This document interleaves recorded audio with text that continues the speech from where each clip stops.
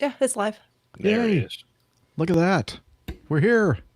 Hello, everyone. Look at all these people here already. Hey, everybody. Thousands of people. Well, not really. Wow. People. 20. What do we want people for? Because we love these people.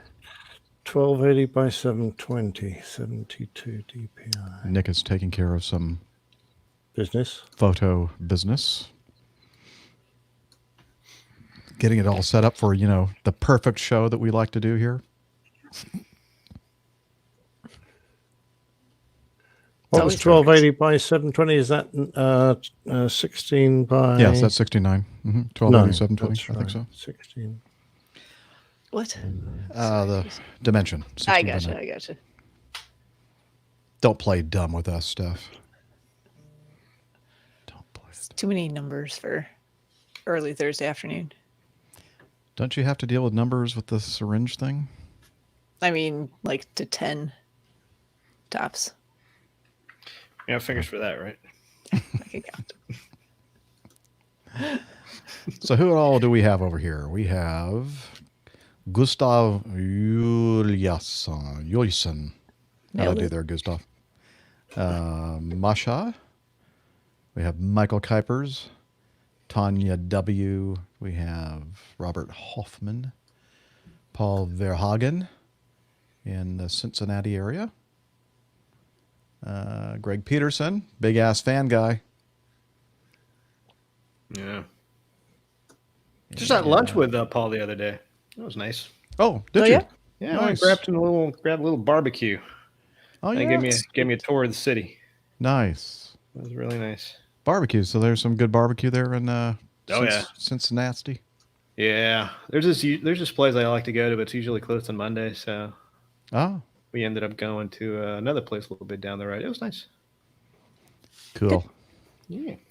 And then I didn't mention Frank Ford, who's addicted. We have something for that, Uh-oh. Why, hello there. My name is Miami Hick, and I'm here to talk to you today about an embarrassing subject that no one likes to talk about, APG syndrome. Do you have a constant pain in your neck from always looking up at airplanes? Have you tried to grow your own Captain Jeff mustache? Do you think of Miami Rick every time you hear a cricket? Think of Captain Nick when you hear a frog croak. Think of Dana whenever you eat Boston baked beans. Do you think of Dr. Steph whenever you get stuck with a needle? If you answered yes to any of these questions, then you are suffering from APG syndrome. Well, suffer no more. Introducing Go Around Acillin. With only 36 daily doses of an easy-to-swallow pill, you can be free of your symptoms with Go Around Acillin. 36 Talk daily. to your doctor today I and can't find count out that if Go Around Acillin is right for you. So how many minutes would you have to do that? Like all medicine, Go Around Acillin has side effects which include headache, nausea, 36 times a day. So 12 times a day would be, 24 would be once an hour. Pretty much you're just, Just chewing shaking them the all pill day. bottle into your mouth the entire day. Constantly. Yeah, we're still working I mean, on you won't something have that's- time to do anything else, so I guess it would cure the problem. Yeah, that's true. You wouldn't be thinking about aviation at all. I'm surprised they don't sell that, intravenously. When you just walk around with a little thing, just cart around all day, Or one of those little patches or whatever. Oh, there you go. I think they're I'm sure working on that's that. coming soon. Yeah. There you go. Mm-hmm. Once for 36 days. That's what Liz thought he said. Oh, I thought it was like 36 daily. Oh yeah, I thought it was 36 times a day. Yeah, that's what I thought too. Yeah, once every 36 days. That's nothing. Whoa, what do we got here? We Whoa. got some pornography. Hey there. There you go. That's the beach. Uh-oh. That's the beach, Liz. Hunter Beach. That's now. Oh, I don't think anybody's looking at the beach there, Nick. Now we're off of YouTube. It's me reading pilot's notes on Hunter Beach. That's you. Or your book is hiding something. Yeah, what are you hiding there? Yeah, I'd need a bigger book than that. Ooh, touche. That's what she said. Nick, that's a very small novel there. Yeah, exactly right. It's cold. That it's Anglesey. Shrinkage. It's cold and It looks So a that's what you're little- trying to hide. it was the There's end of the nothing there. summer. Yeah. Oh man. Hey. Did you like my natty shorts there? Swim Yeah, very costume? nice. Yeah, very good. Hang on. This bloke flew all the way from Fair Oaks to come to this beach, and it's a shite beach because it's covered in pebbles. Yeah, I was gonna and- say it doesn't look like the Yeah, finest really, sand it's- there or anything. That It's like not. It's yeah. not like anything nice at all. Doesn't Is the look like water- the Panhandle, of Florida. the water's Looks like not you're- terribly looks warm. like you're No, laying at the bottom of water- a quarry somewhere. Well, behind that sand dune at the back is the airfield, right behind it. So it's really noisy well, there's the too. appeal. Yeah, So Oh. what's up with you having the book and he has shoes on? yeah. The shoes are a little weird. Well, that's because his shoes are for the pebbles. I'm being a studious student, so that's why I got the book. I was a very good student. I nearly got sacked for spending every No. weekend with the a beach? certain young lady. No, A certain young lady named Jilly, maybe? yes, I had to drive like 5 hours to to get down to where she lived. And I used to drive back on Monday morning, having left at about 1 a.m. And so everyone wondered why I was so useless on Mondays. The things we do. Exactly. The things we do for love. Hey, I like that ACAR screen that you took snapped a picture of there, Rick. For your destination. Yeah, that was nice. Yeah, That was works out nice. perfectly. Yeah. Okay, in Tampa. APG. Okay. This time I'll actually have your location correct. Not Baltimore, Ohio this time. No. Nope, not this week. Baltimore, Ohio. It's a new thing. Are I'm we in certain it Tampa. doesn't exist? I'm No, in it Tampa, probably does Massachusetts. I bet there is a look at. Is that? I'm sure That- that Steph's looking it up. I am actually just to make sure. I know there's not a actually- Miami, Ohio. There Yeah. is. There's a Philadelphia, Missouri or Mississippi, one of those two states. I mean, I think most of these names, like Philadelphia and Atlanta, and these names, like almost every state has. Baltimore, towns. Ohio. There we go. Is There's it really? a Boston. There's a Boston in Georgia. Boston, Georgia. So that's where I tell everybody I'm from. There you go. And they go, oh, up there. It's in in the South mountains? Georgia. Boston, Oh, South Georgia. Okay. It's They're like, yeah, right now. London, Kentucky. Yes, Greg, we've been there. Nick was there. I took Nick to London, and he said, it doesn't look familiar at all. Something wrong with these fish and chips. Make some good bourbon there, though. Really good bourbon in London, Kentucky. Oh, Thomas Salme. Yes, I remember. You're in Italy now, huh? Thomas, is it okay if I say, Thomas, that you were the subject of our show in the early days? I hope it's okay. Episode 77. Well, I mean, if people can I'm- still go back and listen to it. Yeah, So well, it's not check like out APG 77. That's when Thomas and I were in the same place at the same time. We were in Miami, and the hotel that I was staying in was right next door. Ooh, Milan. Nice. Right next door to where Thomas's condominium that he was staying in was located. And we got together in the lounge area of the Hilton and did a nice interview. So again, check it out, APG 77, Thomas Salme. Did you ever get your book printed, published, Thomas? We'll have to wait because there's a lag here. I love Milan. That whole area. Just Never northern been there. Italy is just Never gorgeous. been to Italy, Hmm, actually. I haven't either. Couldn't tell you. What? Steph, come on. What? I know.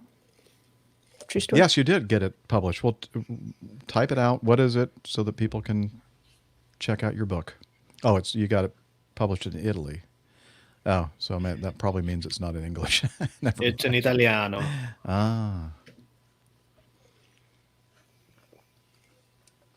Okay.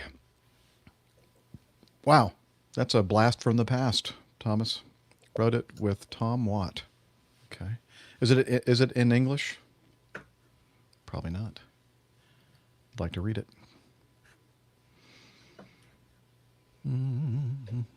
I got Thomas just typing away. His keyboard is just about to burn up. What would an Italian keyboard say in return? Hey, Ciao. hey, Bene, ciao. Much bene. Is that how you Molto said? bene, molto bene. Quit tapping on my keys. What's the matter with you? All right. Okay, well, somebody monitor that. I think maybe we should start the show. It's You a think? really, really good show. Yeah. Yeah? Everybody ready for that? Are you ready, Nick? Yeah, I'm gonna. Yeah, I'm playing with things. So don't. You can turn the screen That's off what now, she Nick. said. Just maybe get another book Yeah, out yeah, for the show. that book brought back memories. Apparently, So, Need a bigger book. so I'm glad that we're just seeing him from the chest up while he's playing with things. I send it to you in English. Okay. Okay, great. Oh, Tom Watt wrote the biography of Beckham. Oh, neat. Outstanding. Oh, okay. Thomas is leaving. Ciao. Here we go. Let me do a sound check on. Oh, let me make sure. Oh, look at that. All this time I could have been setting up my recorder, but instead, no, I was just wasting time. Mine's been going for 11 minutes. Has it? Good. Mine has been going for 0 minutes and 0 seconds because I have not had it going. Sorry. That's 9:10. And all this time I'm just wasting time. Sorry, everybody.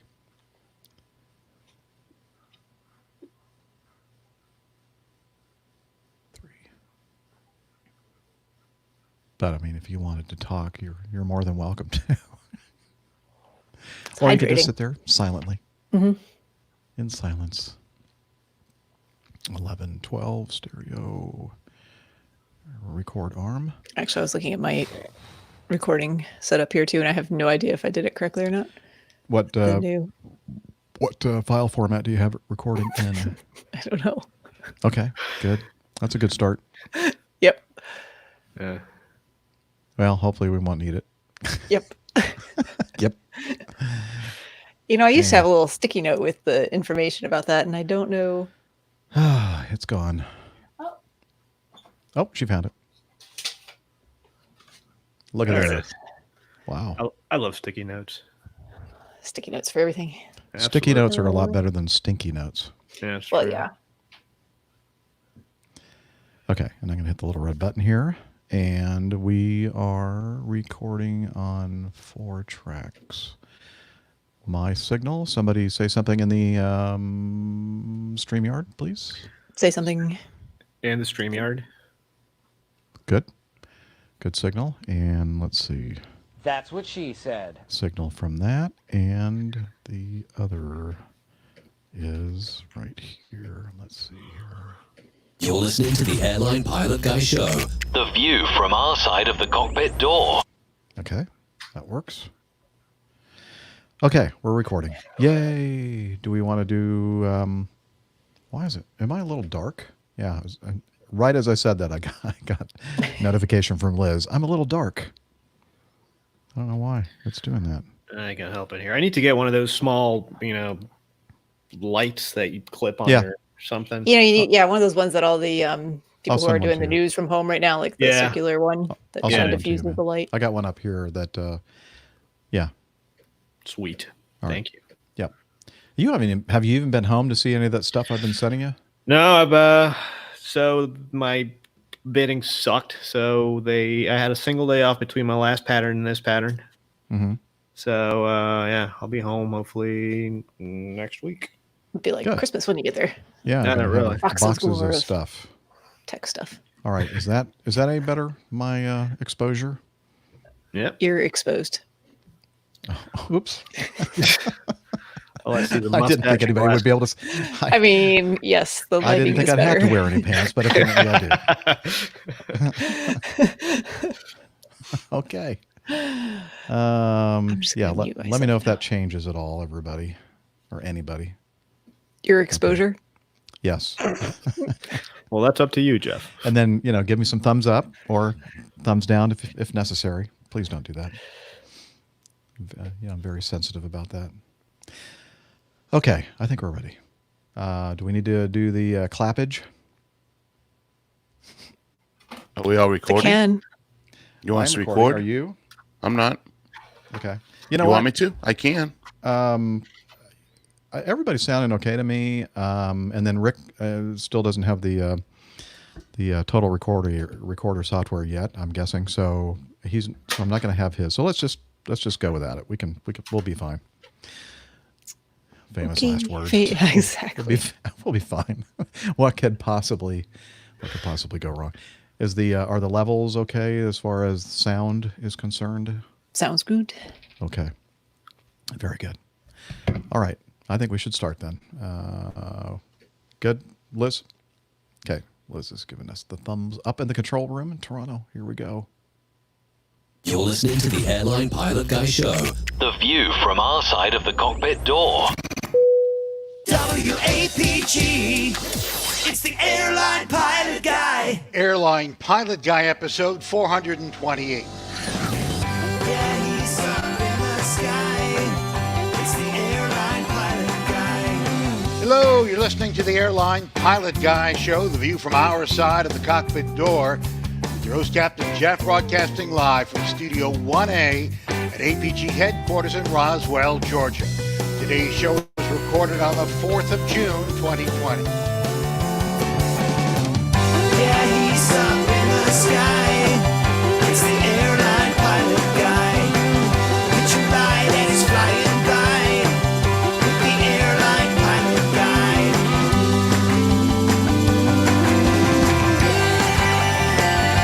In today's episode, a private pilot lands at a closed RAF base in Wales so he can go to the beach. A Bulgarian air charter nearly stalls at low altitude during a go-around. More news, your feedback, and in today's Plane Tales, the Ian Palmer interviews part 4. So get all settled in, tray tables and seat backs in the upright and locked positions. Electronic devices powered on. I'm Radio Roger, and Flight 428 is ready for pushback.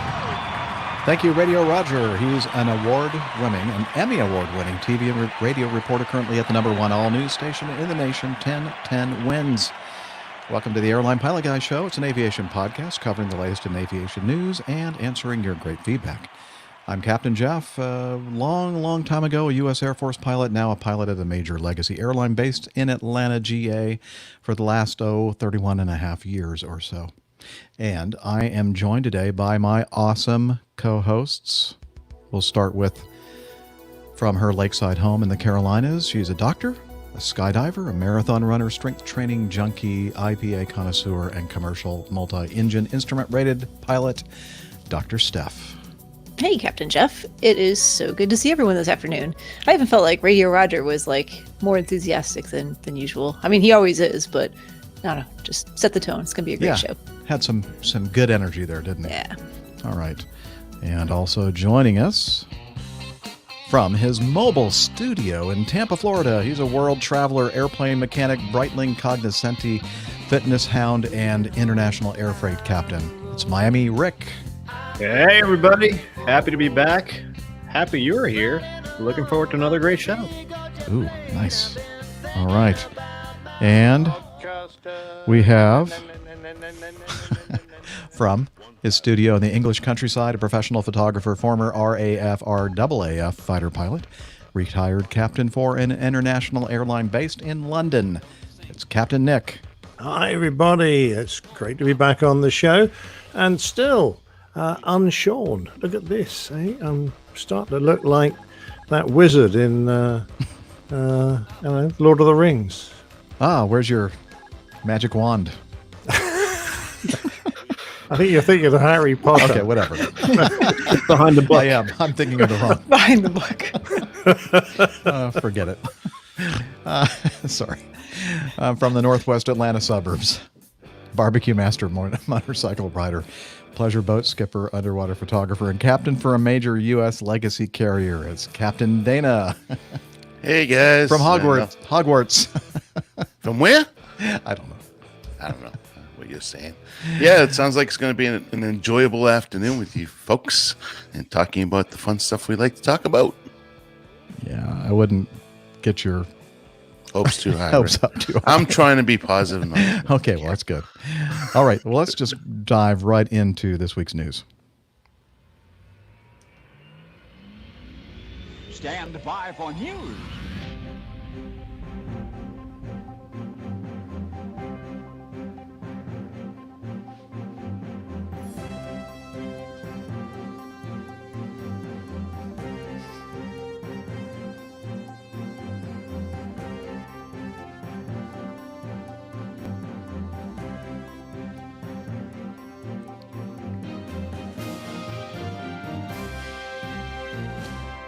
Okay, the first one. You know, we're all kind of tired of the sheltering in place nonsense, and apparently somebody in the UK also just got fed up with it.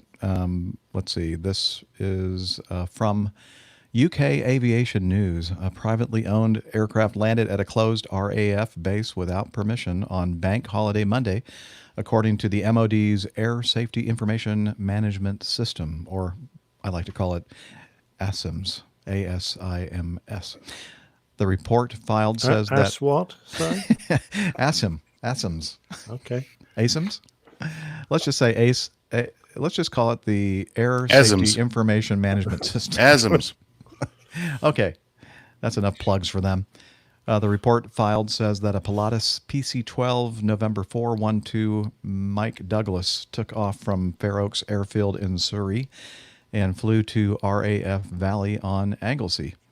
As it was a bank holiday, RAF Valley was closed and work was being carried out on runway 19. According to the report, the pilot attempted to call the tower frequency several times, but despite receiving no response, landed on runway 19. RAF Valley's fire crew saw the aircraft and, assuming it was in distress, attended the scene as an emergency. It was quickly determined, though, that the aircraft was not an emergency, and the Military Provost Guard Service, the MPGS, attended the scene to find out what happened. I guess, Nick, would these be people with like machine guns? Coming to check things out? It's a training base, and these are sort of government policemen.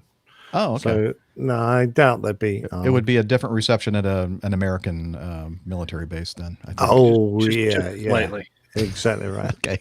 Yeah. The pilot told them that he had flown from London to, quote, go to the beach. When the pilot was informed about the restrictions in place in Wales due to coronavirus, he told them that, oh, it was okay. I had it 2 months ago. You don't have to worry about me. It's very convincing. Honesty. The pilot went on to inform the MPGS officers that he had found the airfield on Google Earth. That's a great way to do your flight planning. Oh, yeah, great planning. Yeah. And, oh, wait a minute, he also looked it up on Wikipedia. Oh. He read that it handled civilian traffic as well. RAF Valley is also home to Anglesey Airport, which sees daily flights from Cardiff Airport only, but has a strict prior permission required system, a PPR system, which obviously he didn't use. We have now on the screen a photo of the young Captain Nick and that is the very beach that is he wanted the beach. to visit. In fact, soon I think we're going to see a PC-12 going. And why he would want to go visit that beach, because it was full of pebbles. There's hardly any sand on it. But that bank of sand at the back there is literally the edge of the airfield. In fact, right at the top left corner, you can see a tiny little sign which says Ministry of Defence property behind the live numbers. I don't know if everyone gets to see that. Is it just us? I don't know if everybody sees that on their screens. I think everyone sees home. it. Yeah. Okay. The little number of people that are watching, and so that sign used to say something like Ministry of Defence property, keep out, or whatever. Very cool. I was reading pilot's notes. That's the pilot's notes for the fallen Nat. Excuse me? What? It's the pilot's notes for the fallen Nat. Oh. For the Nat. Okay. Gnat. So Yes. I was thinking, Gnat, I as thought you said Americans the would say. fallen Nat, and I'm thinking... Fallen. I gotcha. F-A-L-L-A-N-D, I guess. I might have to get a drink just to be able to follow Nick today. Am I slurring my words or something? No, you're just talking in your English language. Oh, right. Okay. It's strange to us Americans. I do understand that. Yeah. Talk I'll a do little my bit best slower. to translate. I feel like I'm over at my friend's car bar trying to understand his brother. Actually, it's interesting that I learned to fly at Fair Oaks, where he took off from. That was my airfield where the flying school was, and that was my very first aviation job was on that airfield, because that's not far from where I used to live. And of course, I spent 6 months as a student at Valley, and then 4 years as a flying instructor there. That's a long sentence. Yeah, that's a long sentence, isn't it? You can get away with less for manslaughter. So, I guess, London doesn't, I mean, this beach may be not the best beach in the world, but at least it's better than any beach you might find in London, right? Yeah, Fair Oaks doesn't have any beaches. Has a few sand pits. Yeah. A few, full of water, a few gravel pits. Yeah, so, I once tried to sunbathe the side of the River Thames there. It didn't go too well. So. Oh, no. Tide came in and you got washed away. Yeah, it wasn't pretty. And everyone was calling you a mudlark. A what log? A mudlark. That's the nickname for the people who go onto the banks of the Thames in London and try and find old artifacts. Oh, that's right. That's right. I've heard about that. Huh. No, I just was there for the beautiful weather and the sun. As you do. As you do, yes, exactly right. So, yes, I have questions. Yeah, this guy is a pilot of a Pilatus. Mm-hmm. He did his research on Google Earth. Read about it on Wikipedia. It didn't say whether he was the owner of the aircraft, but I think someone's got perhaps a little bit more money than sense here. Yeah, the aircraft's registered to Rosedale Aviation Incorporated, based in Wilmington, Delaware, because it had a USN number. Mm-hmm. Oh, well, it's a U.S. airplane. That explains it all. There you go. But I think that somewhere it said that he was actually a Brit. So I don't believe that. So what no, forget it. Anyway. No, it just makes me wonder because, all this stuff, I feel like the guy went and got his license in a Chuck E. Cheese's from the claw machine, Yeah, exactly. It's like, what the heck? Like Fisher-Price School of Aviation. Well, how is he able to fly the airplane, though? I mean, he's got to have some, I don't know, wits about him, maybe? Well, it's a November red. I don't know. So he must have flown. I doubt he even knows what a blue spruce route is, because how the heck do you get a Pilatus from North America to England? It started off in England. It had a British registration before it got an American registration. Gotcha. But about 8 years or something ago, it was transferred. Oh, yes. It was Golf to the American registry. India Lima Mike Delta. Okay, good. So that answers that. Good for him, because otherwise, wouldn't have been ugly. Perhaps he thought he didn't have to obey British rules once he got an American registry on the aircraft. Oh, that's a good point. Can't tell what to do. How the hell with your laws? Yeah, he thought, I'll just land on the right side of the runway, and that should be all right. Avoid the work in progress. Yeah, needless to say, they weren't very happy there, and they basically said, we can't let you go until tomorrow. But I think he went ahead and took off anyway, didn't he? Said he was departing regardless, and they chose not to block the aircraft in. It's like, watch me. Okay. Well, so I have a feeling, I don't know, don't have any follow-up on this, but I have a feeling that he might be in a little bit of trouble. Well, I think it sets a bit of a bad example if people can swan around landing on military bases without doing any flight planning, work in progress, doesn't check his NOTAMs, and claims he's going to wander off the base and go to the beach. If everyone started doing it without any recompense, then, oh, good Lord, you could imagine what. And people would be going to Heathrow going, oh, I'm going to get on my flight now and go to Chicago. I just thought I'd bring my Piper in and park it. I'll park it over here, but no one will mind. It'll be out of the way. It's funny you mentioned that, Nixter, because the last couple of weeks, flying around big airports, I mean, not that there's anything wrong with this, but it's kind of interesting to hear, small GA airplanes doing, pattern work at Kennedy or O'Hare. And you can, I mean, they did plenty at Charlotte here. They were very accommodating to them. And it's funny because the controllers, you can hear it in their voices are a little, they get a little irritated after a little while. Yes. Mm-hmm. But hey, I mean, when I was going to flight school, there was nothing going on at MCO Orlando International, because I went to flight school in Sanford, Florida, just north of Orlando International. And for me, at that stage of my flight training, landing into an airport that had runway centerline lights and an approach lighting system, was like, wow, this is big time. So if you can do it, do it. But just you know, Absolutely. don't land Do it. out. Do it legally. Yeah, Yeah. do some flight Do planning. your Do your actual homework. Do your actual flight planning. Yeah, don't look it up on Google Earth and Wikipedia.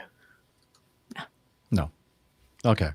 Well, I think we all learned something from that. And maybe pick a better beach too. Because I have Yeah, if you're questions going to about go them. to a beach, make it a reasonable beach. For heaven's Exactly. sake. So what beach would you have flown to then, Nick, since you're a resident of the area? Which beach would I have gone to? I think I'd have gone to somewhere in Bermuda, I think. Well, I mean, like within reason, like within around the same Within distance. reason. Like within reach of London. Well, Yeah. that airplane should be get to the south of France, shouldn't Yeah, it? that's what I was thinking. Oh, yeah. Yeah. True. You know, French Riviera. Cannes, somewhere like that. Yeah. Good Where all point. the topless girls are. Ah. Yeah. I Wow. promise you, there are no topless ladies on that Valley Beach. I don't know if there's any ladies on that beach. To be fair. It looks pretty deserted from your Well, picture. we used to walk our dogs there, so occasionally you get someone on it. Got to do something. Well, there's not much else to do in that place. You know, they used to shut the pubs on Sundays. I mean, for heaven's sake. Really? Yeah, you couldn't get a beer on a Sunday unless you're a member of a private club. Probably a lot of private clubs. Oh yeah. The one, I wonder if it's still open. The one in my local village was called the Sandy Mount, and we used to go in there on a Sunday and have. That's what you get if you spent the day at the beach. Exactly. Sandy Mount. Sandy Mount. All right, moving on. Do we have to? Yeah. Damn. Item B, Beechcraft 200 Super King Air final report. This is out of Australia, and it happened on the 8th of December in 2018. The pilot of a Desert Air Safari B200, registration Victor Hotel Oscar Delta, India, prepared to conduct a charter flight from Adelaide, Australia to Mount Gambier? What is it, Nick? I don't know. I'm editing a picture right now. Oh, okay. Mount Gambier? Is that how you say that? Gambia. Gambier. I know it's okay. Australia. I'm sure it's just Mount With Gambier. 7 passengers on board. One of the passengers occupied the right flight deck seat as an observer. This Compared to the observer- wrong flight deck seat. Yeah, that's true. You don't want to be in the wrong one. This observer held a commercial pilot license but was not a member of the flight crew. At 11:09, the flight departed Adelaide. During the flight, the pilot received a special weather report stating overcast cloud at 512 feet above mean sea level, below the approach minimum descent altitude, or MDA, of 730 AMSL. The special weather report also reported visibility greater than 10 kilometers, and a southerly wind of 11 knots. At 12 o'clock, ODI commenced. I guess that's the That's the registration. Yeah. I'm sorry. The incident airplane commenced the runway 18 RNAV approach behind a preceding aircraft. As the preceding aircraft continued the approach, the flight crew of that aircraft received an alert indicating the loss of the GNSS receiver autonomous integrity monitoring, which is RAIM, and conducted a go-around. Despite not receiving a similar alert, the pilot of ODI also elected to conduct a go-around. He climbed the aircraft to an altitude of 5,000 feet and proceeded with the missed approach procedure to waypoint MTGNE to commence another approach.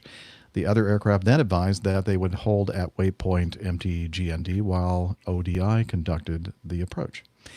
At 12:15, ODI commenced a second approach to runway 18 from waypoint MTGNE.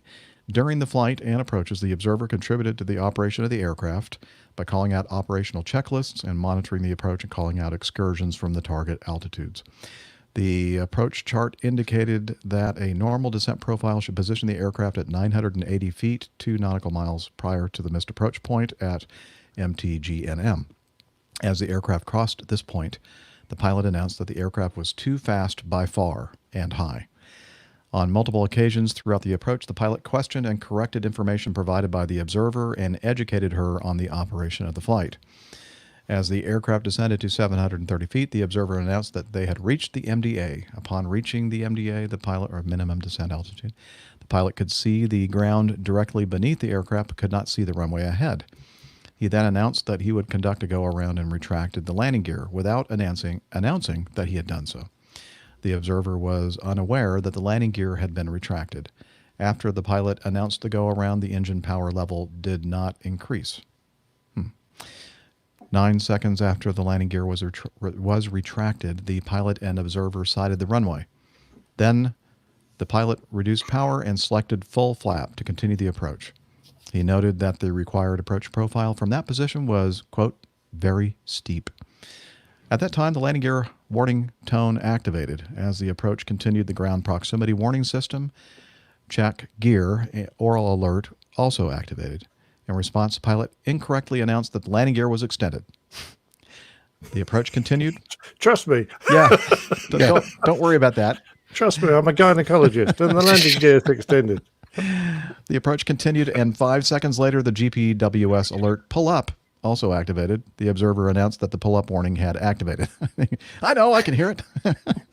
The pilot acknowledged this call, announced, I've got it, and continued the approach. Oh, no. That's Oh, boy. There we go. Watch this. Hold my beer. 1 second later, the pull up and check gear alerts ceased, but the landing gear warning tone continued. The pilot and observer both later recalled not hearing the landing gear warning tone or GPWS check gear alerts. That's that psychology thing again. At 12:22, the aircraft briefly touched down on the propellers and bounced. 2 seconds later, the propellers again contacted the runway. The pilot, believing the landing gear was down and the aircraft... that runway. Take that. No. That's one way to groove a runway. Believing that the landing gear was down and the aircraft had landed on the runway, twice attempted unsuccessfully to engage reverse thrust. Wonder why. The aircraft continued flying above the runway at low level and began to drift right toward the runway edge. The pilot, believing the aircraft to be rolling on the landing gear and not responding to brake inputs, the brakes don't work, assessed that it could not be stopped in the remaining runway. Why am I laughing? I don't know. I'm just imagining the incredible racket that is being made by these propellers. Well, hey, it's not over yet. Wait, more crazy Sparks stuff. wouldn't give it away either. Wouldn't give it away. No. So he was not able to stop on the remaining runway, elected to conduct a go-around. He then increased engine power and observed good initial response from both engines, followed shortly after by failure of the left engine. The pilot completed the initial engine failure actions and announced gear up, flap up, and the landing gear warning tone then ceased operating, consistent with flap retraction. Following the flap retraction, the stall warning activated intermittently for 16 seconds. The pilot shut down and secured the left engine, assessed that the right engine was performing as expected. He then conducted a visual left circuit at an altitude of 600 to 650 feet above mean sea level, and at 12:24, the aircraft landed on runway 18 and vacated to runway 29, where it was shut down. The observer assisted with passenger disembarkation onto runway 29 and escorted them clear of the runway. No persons were injured during the accident. However, the aircraft was substantially damaged. Wow. That is something. And there are a couple pictures in here that the props. Yes, I know. Ow! Yeah. I thought those were winglets for the prop. That's what, It sort of looked like it. And then you see the marks on the runway. It's kind of a minor miracle that something worse didn't happen here. I'm just happy he was above MCA. Yeah, definitely. Minimum MCA controller speed. Exactly. Minimum controller speed. Because if so on I've never flown a turboprop, but I've flown prop airplanes, of course, multi-prop prop airplanes, and I'm not sure if this one has it. I'm sure it does. But most multi-prop airplanes will, on the airspeed indicator, there'll be a ret radial line, and that's your VMCA. So that's if you're flying below that ret line, single engine, you don't have enough rudder authority to counteract that dissimilar thrust, and you'll just hard over and crash. So that's why whenever you have a single engine situation, you always have to be above that red line. Otherwise, you just can't control the airplane. That is a miracle. Wow. Now I'm going to be interested to see what the write-up looks like about the brakes not working. Lots of write-ups on that airplane. Yeah. Reverse is not working. Brakes don't work. Well, so the left engine fails. Obviously, as soon as the decision was made, which was a correct decision to conduct a go-around the first time, or a missed approach, actually. And if they had just continued with the missed approach procedure, all would be well, right? But no, they were suckered into it. Oh, I can see it now. Mm-hmm. We're going to be kind of steep, but that's okay. We can, we can. So make they've it. already gone past. They've been flying at that minimum descent altitude. So that's going to make you that much steeper if you haven't descended at that point and you've gone on for another, however long, 9 seconds in this case. But yeah. And that's just the thing. You begin a go around and you just have to continue, just follow through. You never interrupt a go around, no matter how big or how small the airplane is, because at the point where you go around, you've made that decision. It's kind of like when you touch down and you deploy reverse thrust. At that point, you are committed to rolling out. There's just certain gates that you just can't go back on. I think. Go ahead, Dana. I think there's a bit of showboating going on here. Because it mentioned the commercial pilot sitting in the right seat that was along for a ride, obviously not certified for that aircraft. However, didn't indicate that it was a female, and I think this guy was probably trying to show off. Well, he was educating her, I think it said. Yes, there was a little snippet in there. Yeah, he was educating how to land an airplane properly, do a proper approach, then go ahead and make sure you don't put the landing gear down, just chip away at the runway, do a go around on one engine. He just had to show this particular person how to do it all properly. That's how you do it there, Dana. Yeah, I think that played into this substantially. Well, and I'm sorry, go ahead, Jeff. I thought it was interesting that they said when they executed the go around procedure, the engine power did not increase. I'm thinking that's one of the first things that happens in a go around.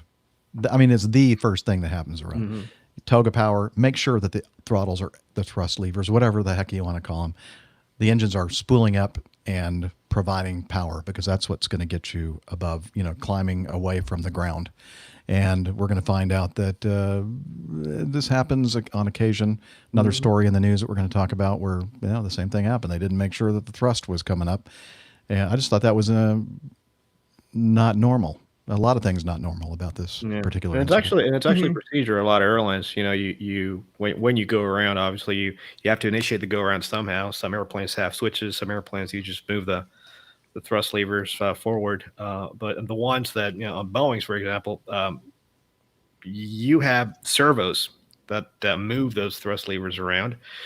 And a way to initiate that go around is either by a button in the front of the thrust levers or a paddle in the back of the thrust levers, like the 7.5 and the 7.6. But the fact that you're hitting that, it doesn't as you hit that paddle or you hit that button, you actually have to end procedure is, at least in my airline, to push them. Yes. Make sure that power goes up. Now, you're not going to be able to do that, obviously. Well, I don't think you can in an Airbus, right? Or do you actually move the levers? You got a toga position, right? And there's no, so you are also physically pushing those levers forward. Yeah, but that's the trigger to set the go around in progress. So actually, you can't go around without pushing the throttles forward, which is actually the perfect, for me anyway, the perfect way of selecting a go around. So you get the right symbology and it flows the right profile, because it also ensures you've got the engines at full power. This is just evidence of people's reliance upon automation, assuming that, I hit the button. Well, it's supposed to do this, but it doesn't always do it. Yeah, but there's no auto throttles on a 200. Okay. So in this case, that just should be the natural motion of a go. I mean, I'm thinking in my head, pull the yoke back and push the power forward. I mean, that just should be an automatic reaction to a pilot. You're right. Except on my very first trip in the simulator in the left-hand seat, I can say this now because I'm retired. On my first go-around, because I'd been used to doing everything with the other hands, first go-around at decision height, I started by closing the throttles and pushing the stick forward. Wait a minute. This way. Yeah, because I was used to being in the right-hand seat, and you would move your left hand forward and your right hand back. Now I'm in the left-hand seat, and I've got to do that in reverse. So do you put that thing on freeze and go, okay, let's talk about this? Well, I didn't do it for long because it went, whoa, bang, and I corrected myself. It's your intention to be that was wind shear. Everyone just turned and looked at me. What the hell? What are you doing, Anderson? I said, okay, I would do that again. Can I do that over? Yeah, let's do that Well, one it was again. a trading trip, so that's I'll put you back at at a 5 mile final and just look We'll down. just take a I'll look. look down for now. All right. Exactly right. Oh man. Anyway, Yeah. so obviously this is a really messed up approach and go around and landing attempt. Yeah. You know, I and have the last, questions I'm too sorry, about. go, Stephanie. Oh, I was gonna say it's just a little odd because it sounds like this was a chartered flight. Was that correct? Yeah, a chartered flight. So, but they have an observer, and it didn't say what her. Was she someone who is there as a passenger? I mean, I know she's got a commercial certificate, but why is she doing anything related to the operation? I mean, in case of emergency, I could see that, but there was no emergency up until the very end of the whole Dr. sequence Steph, here. think about yourself when you're flying parachute jumpers around, you sit in the right seat. That's basically what she was doing. And she was along for a ride, probably. I thought those marks were very neat. I mean, they're right on the center line. It's exactly what a manatee looks like in Florida after a boat prop hits it. I know. Exactly what that looks like. Oh, wow. Oh, no. Yeah, but those marks should not Save be the on the center line, manatees. right? If the nose wheel was on the center line, then those. Well, prop yeah, marks I'm not should be- saying they're playing with it, but it's rather neat. I mean, if you're going to put a set of lines down the runway, do it in the middle. It's good. Yeah, that's true. It's So very they had the prop over the center line. Yeah, exactly. So he wasn't, but No. there you go. So, Steph, I'm kind of gathering from what you just said that you thought that if you're sitting in the right seat, If you're even in the though right you're a seat and you're qualified pilot, if you're a you shouldn't qualified say pilot, anything? if you're not there in any sort of official capacity with the company that's operating it, I just don't understand. I mean, if I don't know what the whole situation was here, so maybe she was there as an observer with the company and they had an agreement in place. But if she was just a passenger, because I've had that situation where I've been a passenger on an aircraft and I've been up in the right seat on a commercial operation, and it's I'm not the one operating that aircraft, and I have no reason to be calling out anything on the checklist or anything else. Like that just seems very distracting and against what the company SOPs would be. Yeah, and I think I believe a lot of these airplanes are just it's like it's DC-12. They're single single pilot. operations. Yeah, it's single The pilot second- operations. The second you introduce somebody else, I mean, unless she's there to learn the operations of the company or something, something along those lines. I don't know that there's any reason why she should be. Well, number one goes back to what I said earlier, showboating. So if she was a passenger that was just happened to be a commercial pilot, happened to be sitting in the right seat up there because that's the extra seat on the airplane, this guy obviously was talking his way through some things with this person and showboating a little bit, went below minimums. And number two, Beechcraft 200, you don't even need a type rating. You just need technically an insurance checkout in the simulator, single pilot. So yeah, we don't know the true extent of what this person sitting in the right seat job or position was there, whether they were just going along as a part of a charter guest or as part of a person that's learning the ropes for the airline. So this charter company. So we don't know that answer, but in either case, they weren't they weren't in agreement member. on. Yeah, and either way, they weren't in agreement with, with each other. Yeah, and the last thing I want, face it, he went below minimums. Yeah. Yeah, the last thing I wanted to touch on here was the reason for the go around itself. So, the article mentions RAIM, Receiver Autonomous Integrity and Monitoring. So it's basically the if you're going to be flying an RNAV approach or GPS approach, obviously based on GPS, this is a type of approach that does not rely on ground sources, ground transmitters like an ILS does. For localizer for azimuth and glide slip for glide path angle. Record glide slope down to the ground. This type of approach is flown exclusively based on satellite information, and so in the en route portion of the flight, as you're flying from point A to point B, the tolerances are greater, and as you start approaching the airport, those tolerances get smaller and smaller and smaller. So you have en route, then you have terminal, and then obviously you have your actual arrival. And the relationship between what the tolerances are to where you are, that's ANP or RNP, required navigational performance, and ANP, actual navigational performance. So the ANP has to be within RNP. anytime that A&P is outside of RNP, or your actual navigational performance of your equipment is outside those boundaries, then the system is going to tell you that it's unable to navigate based on that source of information. And so it's obviously critical that as you get closer to the airport, A&P is within RNP. And in fact, the times that you fly, that I've flown GPS approaches, that is a go around item. And actually the system itself, it's a caution. It'll actually, and it's a visual caution and an oral caution. It'll tell you unable RNP, which tells you obviously that the airplane cannot fly, the system cannot track properly to the runway, obviously based on those parameters, and you have to do an immediate go around. Also, another interesting thing is that the your minimums, your straight in minimums for GPS approaches are only 15 degrees. So the area that covers is 15 degrees, whereas ILSs and VORs is 30 degrees on the runway there. So it's a lot more. It has to be precise, otherwise, you have to go around. Pilot Pip has chimed in, said that in many or most parts of the world, a King Air needs a type rating. I think is it above 12.5? I think it is. Yeah, The King Air, at least the probably 100 and up. Maybe the 90 is not. I don't know. Yeah, but anything above 12.5, we need a.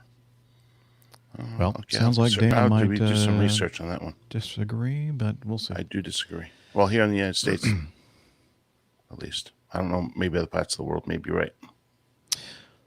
All right, well, while you check that out, why don't we move on to the next item in our news notebook. And this event also occurred a little while back. Let's see. Trying to decide or figure out when exactly. It looks like the 16th of July in 2018. And we have two different article sources, flightglobal.com and also Aviation Herald. We'll start with the Flight Global report by David Kaminsky-Morrow. Bulgarian investigators have revealed that a Boeing MD-82 almost stalled while nose high at low level after the crew did not engage go-around thrust during a missed approach at the Tarbes-Lourdes Airport, Lourdes, France. The Bulgarian air charter aircraft descended to 40 feet while still nearly 500 meters from the runway, flying close to the ground for over 800 meters before a go-around decision and nearly 1.7 kilometers before the engines powered up. Such was the alarming attitude of the MD-82 that the Tarbes air traffic controllers notified French investigators that they had watched the aircraft as it flew over the entire runway at abnormally high pitch and low speed, unable to climb, with its tail just 20 meters or 65 feet from the ground. The controller's notification compared the sight to that of the Air France Airbus A320, which failed to climb away and carved into a forest following a low pass at the 1988 Habsheim Air Show. But the MD-82, it states, managed to start climbing at the end of the runway. It flew very close to a hill and turned left, diverting to Toulouse. Full details of the serious event could not be obtained because the aircraft's captain did not report the incident immediately to airline management or ground personnel, who was hoping that nobody would see it, I guess. Except for the pictures. Yeah. Which meant the cockpit voice recorder data was not retrieved. It was recorded over.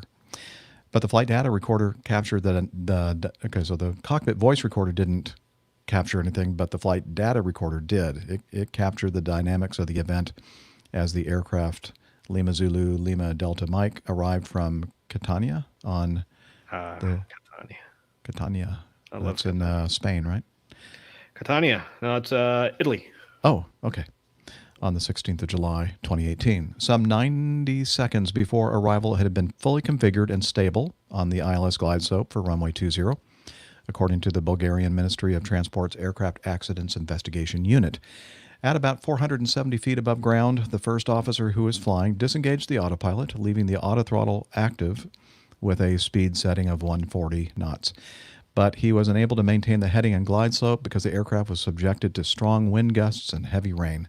The jet started to deviate to the left and descend below the glide path, prompting the captain to take control. Despite the aircraft straying outside of the stable approach criteria, including falling significantly under the glide path, the captain did not order a go-around. The autothrottle was disengaged at 85 feet above the ground, and at 59 feet, the captain raised the aircraft's pitch from 4 degrees to 11 degrees without increasing engine power. It descended to around 40 feet, while still 480 meters from the runway threshold, and flew horizontally at this height for 10 seconds, while its airspeed fell from 136 knots to 128 knots. The aircraft crossed the threshold right at the center line, and the, quote, extremely concerned first officer suggested a go-around, says the inquiry. There's a picture also included here from the Bulgarian AAIU that's showing the very high pitch angle of the jet and also the spray of water coming off the runway from the thrust of the engines, and apparently not full thrust on the engines. After the jet had traveled 350 meters, still at low height along the runway, the captain ordered to go around and increase the aircraft's pitch, while the first officer retracted the flaps from 40 degrees to 11 degrees, raised the landing gear, and selected an airspeed of 180 knots. But neither crew member realized that the thrust levers had been left close to idle, and that after the autothrottle had been disengaged, the jet operated for 29 seconds without the thrust required for a go-around.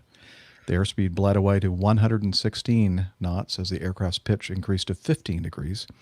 Its lift hampered by the flap retraction, and only when the first officer was disarming the spoilers did he notice that the thrust levers had not been advanced. Flight data recorder information shows the thrust levers were aggressively pushed forward as the aircraft was still laboring at 71 feet and 119 knots. 3 seconds later, the pitch reached its maximum of just under 20 degrees, while the aircraft's angle of attack reached 38.6 degrees. Wow. That is one forgiving airplane. Yeah, so the aircraft traveled 1.68 kilometers without sufficient thrust due to critical angles of attack and stall speeds at heights varying from 33 to 107 feet before the go-around power was applied.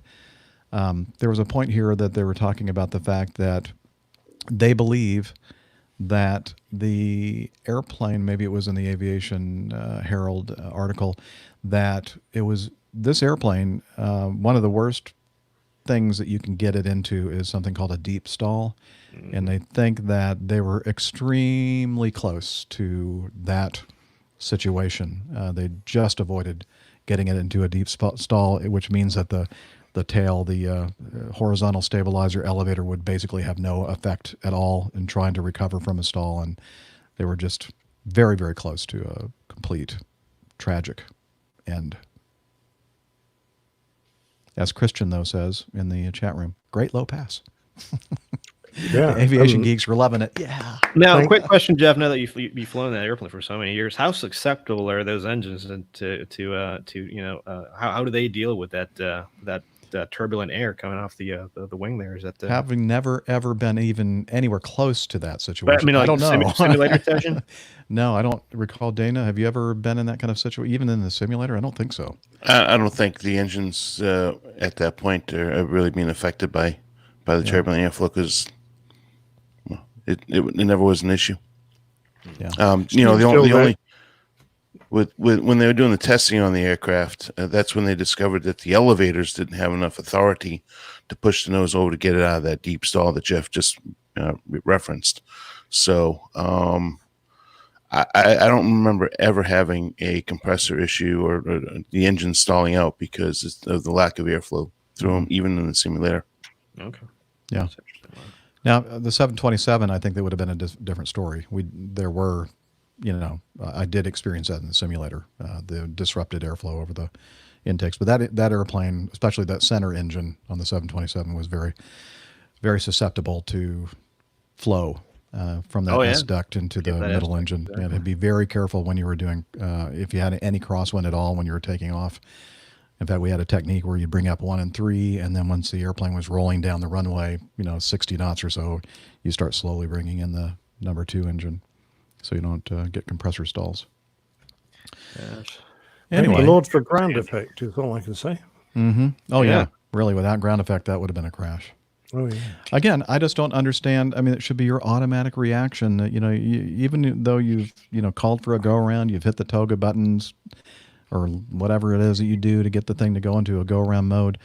You got to move your arm and push those throttles up. I just don't. Yeah. I don't.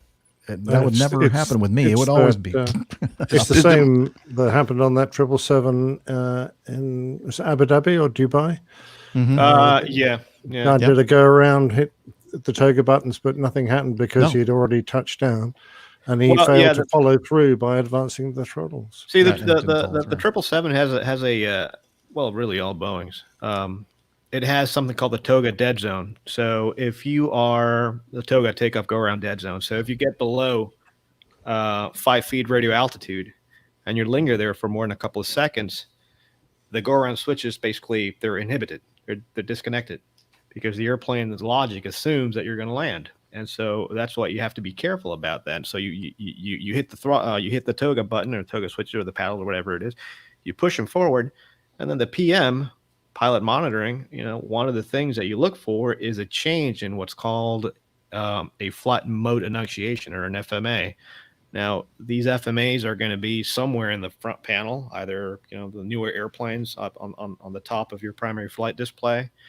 You're going to have a thrust mode, a lateral mode, a vertical mode, and an autopilot mode, whether the autopilot is connected or you're flying manually, flight director mode.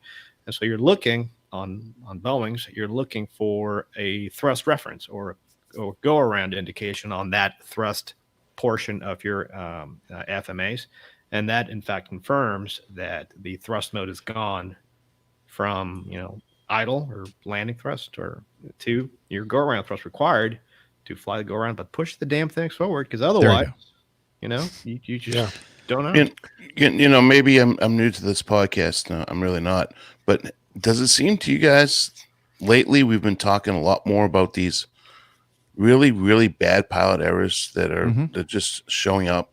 And this right here, the logic, Rick, is very similar on the 88 and 90. Not that 5-second lag there, but it's the same thing. We've got an FMA. We used to call it the scoreboard, and that would tell us, we'd have to verify the go around has been engaged, right? But if the auto throttles are not off, unless you push them forward, and we verify that too, that the throttles are coming up. If they're not, then you push them up. That's what we're supposed to do. So good pilot skills require that you know what you're doing. In the heat of battle, however, even with this last thing we talked about with the King here, if somebody is just not hearing, and we talked about it last week, if somebody's not hearing the warning because they've mentally blocked it out, don't do a procedure because they've mentally blocked it out, what else can you do? I mean, can you have a dog sitting in the jump seat and biting you if you don't hear or see or do what is required by the checklist? It's just good piloting skills. I really don't understand why, what's the missing link? Why do we have an uptick in these types of instances happening?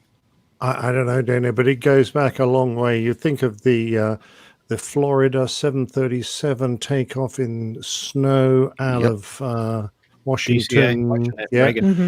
They had those throttles set, but they could at any time during that takeoff have just pushed them up to full power. But they left them in what they thought was the flex position and flew themselves into the Potomac River. Yeah, that's right. So it's not an uncommon thing, sadly. Yeah. That's true. And I'm just sitting here listening to all this, thinking, is this, is it training? Is it complacency? Is it all of the above? Is it just being oversaturated in the moment and trying to figure out what's going on? Probably all of the above. Yeah, and I think it's so a go around. It's really just a standard maneuver. It's really nothing. I mean, when you go to the simulator, you know that you're going to be doing nothing but go arounds. But the thing is that once you go, out into the line and start flying the line. Everybody, every pilot up there, they fly an approach to land, but in fact, you have to fly an approach to go around. And if you land, then, that's good. So that's kind of the mentality kind of. And if you go around, that might be good too. Well, that's what probably, yeah, exactly. So you just kind of, it's hard to get yourself into that mindset though. Fly the way you train. It really is hard to get into that mindset because I don't know about you guys, but I think I've gone around in my career, and it's almost 19 years of flying, 4, maybe 5 times in reality in 19 years as a professional airline pilot. Think about that. So yes, you have to be of the mentality that you're going around, and there's certain procedures we need to follow. One of the things that I used to brief from the left seat is, okay, we do have these procedures and we know how to verbally do them. However, the 2 things that we need to make sure when we go around is we are flying away from the ground with the throttle, with the power up. I don't care about anything else as long as we are doing that. Yep. That we're not, flying away from the, and obviously if we stall, you don't want to stall the airplane, but flying away from the ground with the power up. Those are the 2 biggest things that you need to muscle memory do. Fly the airplane. Back to basics. Back to basics. Pitch All right, and we power. can sit here and try to go through all the procedures exactly how they have them written. Well, that's great in the sim world, and that's great in the real world if you don't know how to fly the airplane. And that's, unfortunately, I think we're heading that way a little bit too much with the automation. We get too dependent, and we've talked about this over and over and over on this podcast about getting dependent on the automation. You got to remember to fly the damn airplane. And that's what I think is getting lost here. That's true. That's true. And now there's going to be a question here. Well, so if so you're coming in to land and you disconnect the autopilot, disconnect the auto throttle. So wasn't the auto throttle disconnected? How is it that when you hit toga, the throttles go back up?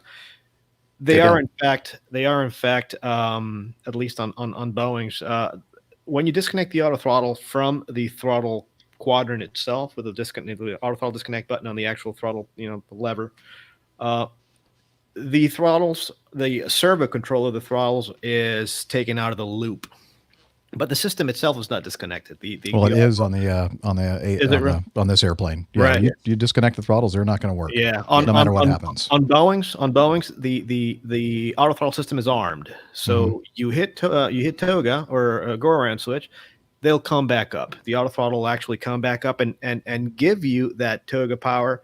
And it works interestingly because a single push of a toga button or switch will give you the thrust required to give you a 2,000 foot a minute climb.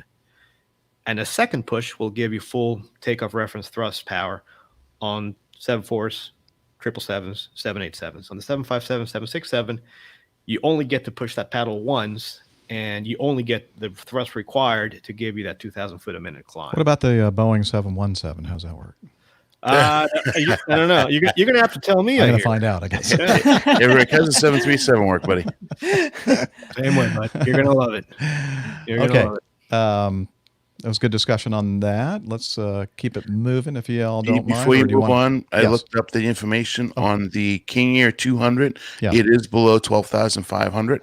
So in the United States of America, no type rating. However, starting with the 250, it bumped up above the 12,005. So it's King Air 250 and above 300 and so forth do require type rating. So specifically the 200 and Queen Air and 100 don't require it. Okay, so it just depends on what particular model you have and how heavy it is. Okay. At least in the United States by the FAA. Yes. Yeah. Right, and it's very plausible that other countries require type ratings. Yeah. Or maybe not. Maybe that. Yeah. Maybe different. Maybe it's different. Yeah. Okay. Item D, update. You'll remember the tragic loss of life from the what would we call her? The officer. Her name. She was the public affairs officer. Public relations. That's it. Yeah. Public affairs. Captain Jennifer Casey, 35 years old. She died. Both pilots ejected, but she did not live through it. But the pilot did with serious injuries. He continues to recover from his injuries. So it's just an update here that in us, because we try to keep on top of these things to see if there is any news. And this one says that the May 17th crash that killed a member of the Snowbirds may have been caused by a bird intake. A detailed analysis of video footage recovered for the investigation revealed one bird in very close proximity to the aircraft right engine intake during the critical phase of takeoff. The investigator with the Department of National Defense's Airworthiness Investigative Authority said in a brief statement. So, yeah, it's possible that that's what caused the engine to lose power. And just thought we'll include this in the show notes. There's a freeze frame of the video that shows an object that looks like a bird very close to the airplane, and looks like it may have been sucked into the right intake. So, interestingly, I was doing a bit of research into the ejector seat system in this aircraft, and I assumed it was Martin Baker. They're not. Oh. It's an ejector seat made by Weber. Weber. The people that make the grills? Yes, I suspect Yeah, so. it should be really good then. Because Weber makes a really good grill. Okay. Yeah, that's very true. The seat was built by Weber Aircraft and is still in use in the Canadair CT-114 trainer. That was the aircraft, wasn't it? Yeah. So I don't know a lot about that seat. When I saw the movie of the crew ejecting, it looked to me like they, and having seen these things happen in real life, that they were a pretty reasonable height to survive an ejection. So I don't know the capabilities of this particular seat. So yeah, I think it was like a 60 knots forward speed required seat. Yeah. So yeah, it's I don't know if they had a minimum height there. Yeah, it may have had as well. I think Ahmad has a question and feedback that we're going to hopefully cover today. Okay. Regarding this incident, and he has some questions for us about why they maneuvered the way they did and why the ejection was not successful. So maybe we'll be able to elaborate on that a little bit more during the feedback. All right. And then finally, I saw this and I'm thinking, with this Rona thing out there, the pandemic, and we're washing our hands with the alcohol-based hand sanitizer. Just wanted to read this special safety alert from the International Association of Oil and Gas Producers. A usual news source for the APG. Very appropriate for our show. Well, I get their newsletter, so I try to those gas producers. Okay. Yeah. Well, I'm a gas producer actually. This report is in relation to a company customer with an employee who used alcohol-based hand gel sanitizer. So as per the current recommendations for COVID-19 personal hygiene requirements, after application, but before the liquid sanitizer has fully evaporated and dried, the individual touched a metal surface where a buildup of static created an ignition source and the sanitizer ignited, resulting in an almost invisible flame on both hands. The individual managed to extinguish the flames, but was left with first and second degree burns. See the picture. That does not look like fun. No. So anyway, they basically said, just be careful when you're using these hand sanitizers, that if, you're close to an open flame or static electricity or whatever, you could ignite everything. So I have to go back and look and see if on like Purell bottles and things or anything that's alcohol based, if it actually has those warnings, because so stuff that we use for procedures for skin prep solutions are often alcohol based, and we actually have to, if we use one of those in our timeout, state the fire risk nearby, which often gets people's attention when we're just doing a cortisone shot. They go, fire risk? We're not using anything. Have a nurse with a fire extinguisher there. Well, our fire risk is low because we don't have anything.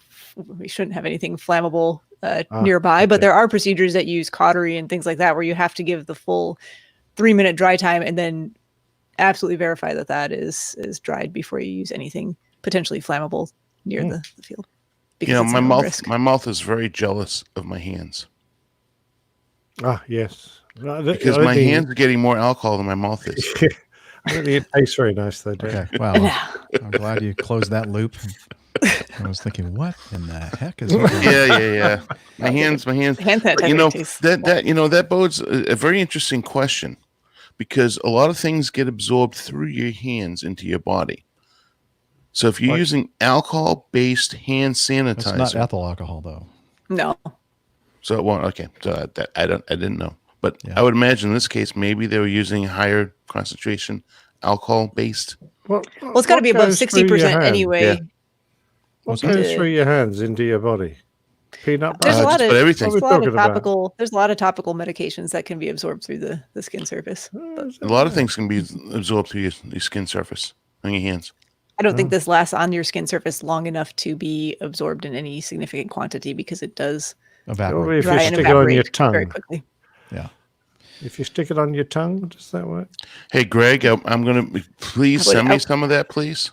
I'm just going to say Greg that Peterson in the you should chat not- room just said, here in Kentucky, we have distilleries making hand sanitizer using old bourbon barrels. I would love to have bourbon barrel smelling hand sanitizer. That would be amazing. Maybe going like licking your hands all the But time. point of order, what Nick said, I would not encourage anyone to. And in fact, I would strongly discourage anyone from tasting their hand sanitizer. So no, don't do that. Okay. Not Another- a good idea. I better Another stop public then. service Okay.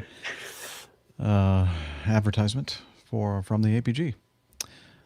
Okay. Oh, Neil Landworm says you have to use a huge amount of alcohol to see an effect. Mythbusters did this one. Easy for you to say. Thank you. No, not really. Okay. Well, save me someone. Getting to know you. Yes, it's that time of the show where we talk. That picture just cracks me up every time I see it. There's an overlay that we're putting on our video right now that's showing the gang in some interesting poses. The backstabber. Yeah, a backstabber and nonverbal Strangely, that's not the communication one from me. that's- The yeah. Hawaiian peace symbol. Or something like that. Is that what they call it now? I don't know. Okay. Anyway. Actually, you know what? You're not to get off topic, Jeff, but that's how we indicate the dock that we're on, because we're on the I dock, and your symbol, which I'm not going to put on camera, is what we use for the I dock. Does anybody have any idea what he's talking about? What's an No eye idea. dog? The I don't symbol know. that you just had on that picture of for you with your face, Yeah. with that number 1 symbol, Yeah. that's what we use to say I dock. What's an So eye if dog? we're giving everybody the bird I and don't saying the know. I dock. I don't know What's what an I eye don't Where dog? my boat is. Where my boat Oh, is. your boat. Where my boat is. Oh, All right, okay. okay. The That's I why dock. everybody was like, what are you I'm talking sorry. about? I was thinking iPad, iPhone, eye I know. I was like going Maybe through all eye my. doctor? I I don't know. You're going through all the eyes, all of right? those things went through my mind. Sorry. We were really trying to understand what you were trying to Getting to convey know us. me. What can I tell you? We're Well, working on it. Dana, why don't we just stay with you now that we know all about the eye doc or something about Yes, it. I dock. That's the dock. Yeah, that the how have you boat's been, on. man? I You've been spent a lot of obviously time there. Spending a lot of time on your boat. Yeah, So let's just keep going with that. How's that Yeah. going? did a lot of fixing up of some issues that I had. Uh-huh. Spent several days there this week, and pretty much, unless something else goes wrong, knock on wood, it's knocking hard as I can on my head. Everything seems to be in order now. So very happy about that. You said you were working on your issues. You were talking about the boat issues, not your own personal issues. Yeah, I don't even want to talk about my personal issues. We're not going to talk about that today because I don't want to be sad. I'm going to keep everything positive. Well, I know, but you have to say, because last Right. show we weren't aware yet of what the displacement bid was going to do to us and what airplanes we were going to end up going to. But we had a pretty good idea, and sure enough, what we all thought actually happened. So for you, that means, yeah. But I think seems to me, maybe I'm wrong, but it seemed to me that you were kind of thinking that you would probably end up as a 737 first officer. I think, isn't that what we were saying? I'm going to mute my mic and say a few choice words before I come back on here. No. Well, Anyways, hopefully you can't read lips if you're watching the video. Yeah, I'm going to be flying my least favorite airplane in the sky. The You're gonna 737. And the reason you bid for You're gonna love it. is- But there's a Say that positive now, side to it. but There is a positive side. Go ahead. There is actually. I'm going to be. I said I'm going to be flying my least favorite airplane in the sky. But the positive reason for that, and I'm actually was looking at some of the trips that they have out there, and I kind of got a little excited because I saw Seattle and Anchorage on there. Like, ooh, that sounds like There kind you of go. fun. Yeah. Some places I've never been, and that's the West Coast. I have very limited exposure.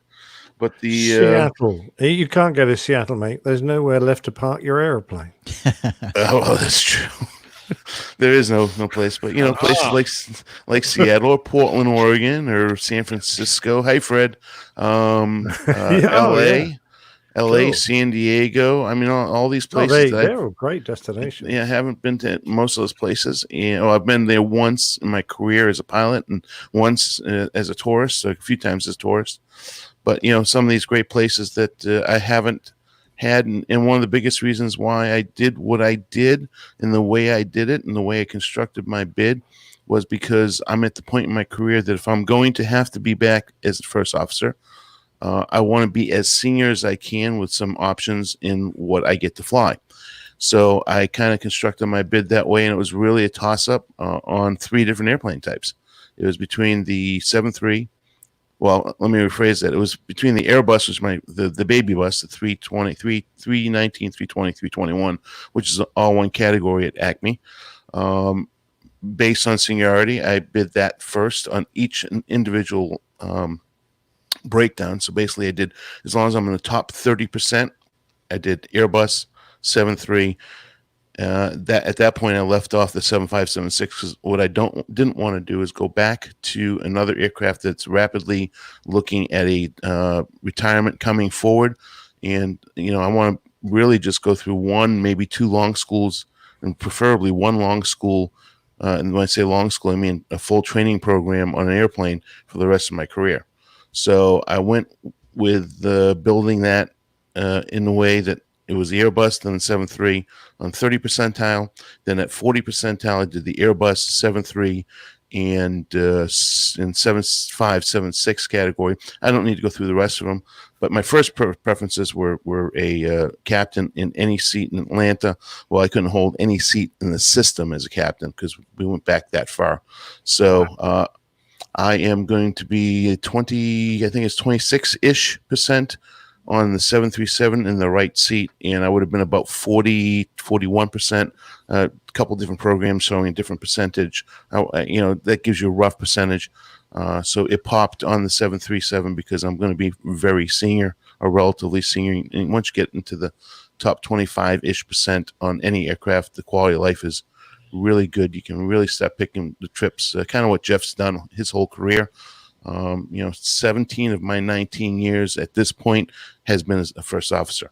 I've only been a captain a little over 2 years in my entire career. So I don't want to go back to being an FO, but I get something to look forward to, and that's being something that I haven't been in my entire career. That's senior, and something else I'm going to be flying to destinations and have control of it for the most part as a senior first officer to destinations I've never been to. Nice. Just a point of order. I've only been able to pick my own trips in the last 10, 12 years, not my whole career. So I've never I was going been to able to say, pick my trips didn't ever. Captain Jeff really not relish the thought of moving to the Mad Dog back in the... Yeah, back no, in the day. yeah, that was another point I was going to make, is that you have to look at the silver lining, because when I was just very distraught that the only thing that I could fly captain on in Atlanta when I got bumped off the 7.2 was the Mad Dog. Did not want to fly this airplane. Didn't fly it as a co-pilot. Never intended to fly it. And guess what? Turned out that it was one of the best airplanes. Well, I enjoyed flying it for those 18 years. Let's just put it that way. And I can imagine it can be a little bit daunting, going into the left seat of an airplane you've never flown before, because as an FO, I mean, I've flown every airplane that I've only been on the left seat of the 7.6, but I mean, I was a captain on it before, and I was an FO on it for many years. And, so I know the little, ins and outs and idiosyncrasies, and, combine that with the knowledge of the overall operation, you'll go in, you're sitting pretty when it comes time to, sign the flight release, because you know how things are both operationally, technically, and all else, but not knowing the jet, not being familiar with the ins and outs of the jet, how it flies and all that. I don't know. That's yeah. I wasn't. That's why I picked the 7.2 to be the first airplane that I checked out as a captain, because I'd flown flight engineer on it for 1.5 years and 7 years as a first officer. So, yeah, I know. I feel exactly the same way, but I really didn't have any other choice other than trying to commute somewhere to fly captain on something other than pretty much any other airplane I would have flown would have been something I'd never flown before. So it was like that was the only situation I had, and I just assumed that the people that I'm flying with were fully trained and knew what they were doing, and it's worked out so far. Most everybody seemed to know what they're doing over there. So, Well, in truth be told, the primary reason, the one and only reason I don't want to fly the 737 and I'd rather be on the Airbus, simply put, is I'm a big guy. My shoulders, I wear a 52 to 54-inch jacket. So guys know sizes of jackets. Generally, most people are in the 44 to 48 range at the most. When I sit down in the cockpit in the 737, where the iPad sits, and I've tried this numerous times, where the iPad sits cuts right into my arm no matter which way I put it. So I am going to be very uncomfortable. Unfortunately, I'm going to have to get over it, obviously. But between the two, I'd much rather be on the Airbus. But I get what you're saying. I mean, going from an aircraft that you don't know, and of course, I talked about this in great length when I first upgraded to captain on the Mad Dog, and that is I moved 36 inches, and I knew the airplane, so I didn't have to worry about that piece. I just had to learn to be a captain, and that made my transition to the left seat, even though it was daunting and challenging, much easier. So that's kind of why I did the whole seniority bidding anyways, because has been trending that the 737 at Acme was going junior anyways. So my thought process is, okay, well, everybody's going to the Airbus because everybody loves it, and it's a roomy. Yeah, I know. I hate to say that, but it's going senior because of that reason. Nick just perked up. I know, right? Nick just perked up. At our airline, it's going very senior because everybody's enjoying it, and it's doing some good flying, and it's a roomy flight deck. But what I looked at is the long term, and that is, again, going back to, I really would prefer only to do one more long school, and there are only 2 aircraft I can think of. They're going to be in the Acme fleet plan that are domestic equipment, because I'd never really want to fly international, and that's the 737 and the baby Airbus, and the 737 going junior. So I'm looking down the road that if in a displacement, another bid that comes out, because we have all these retirements and not going to train anyways. I heard that interesting information yesterday, that in 12 to 18 months, if I get another opportunity to upgrade, the most junior airplane most likely would be either the 717, which I'm very familiar with, the 88 product, because it's very similar aircraft. Even though it says Boeing, it's really not. Or the 73 will be the junior aircraft. So my quality of life will always be much better going forward. And as I'm getting closer to retirement, as I said, 17 of 19 years have been an FO. So I have some years left, but I'm getting close to that point that, once I go through training, I'm not going to want to do anything else. Kind of like what Jeff's going through right now. Yeah. Well, I'll tell you, you get to Alaska, ask Steffi about her breakfast digs. Yeah, it's good stuff. In Anchorage. Great stuff. And then the airplane itself, man, I keep telling you, it's I understand. It's like, yeah, it blows. But I've been explaining this to the non-aviation folks out there, and if you don't understand aviation as much, maybe cockpit size isn't ringing a bell. In the United States, we have a F-150, which is a pickup truck, which is a very, very roomy cabin. That when you sit there and you drive, you have lots of room, lots of elbow room, and you can move all around, or you can get into a Ford Escort or a Toyota Camry. A Toyota, not a Camry. What's the Toyota? The Corolla? The Yaris? The Yaris? Like a Corolla. Get into Toyota Corolla. Something really tiny like that. That's kind of like what it's for a 737. Then you see a big guy like me that's 6 foot, and super big shoulders, and I do work out. So it's not necessarily the belly size as much as just my overall stocky body that is trying to get into that little tiny space. So that's kind of where I'm going with it, and that's really the only reason why I didn't want to go to 7.3. But seniority is seniority. That's the end of the conversation. Absolutely. Well, enough about me. I'm your Boeing guy, so I think just hit me up. Yeah, well, I've had the other Colonel Jeff has offered information. Yeah, my even best buddy, who actually I went to college with, fraternity brothers with, and he is an instructor at Colonel Jeff's Airline. He taught that airplane for 14 years, and now he's on a 777 teaching it. But he taught that the baby bus, and now he's on a 777. So, and he is when you say aviation nerd, He's been one ever since I've known him, and he has almost every manual ever printed by any airline ever for every airplane. This guy has. He put all of us to shame. I hate to say it. Nice. Really. And he's still instructing. So yeah. Sounds like you got good resources. Yeah, absolutely. That's the beautiful part about aviation. There's always. So what drives me to be better is knowing that there's someone out there that's going to be better than you always. And it's that search for perfection that keeps you that drives you. But just going back to the airplane itself, man, it's just the simplicity of the systems. First thing when you sit down, I've never flown a 7.3, but it's the same LCDs as the 777 that they're familiar with. You're just gonna just the size of those screens can be like, wow, this is so easy to read. And when the sun hits the LCDs, you don't have that bad contrast that CRTs have, and just the system is the automation so easy. It's just very, very conducive to making the flight as easy as possible. So why no auto packs though? Or why no auto electric? Because the 7.3, you have to keep in mind the 7.3, the way that Boeing makes an airplane enticable to airlines is by keeping it at the I guess a level of automation as close to the original. So that's why it went built in the 1960s. Well, here's the thing. I mean, when the 7.3 the new 7.3s came out, when the new 7.3s came out, now I'm talking, the 300s and 400s, the new 7.3s that U.S. Airways actually got were right after the Southwest ones. You had a flight management system, 2 control display units, and a flight management computer, and upgraded mode control panel and all that stuff.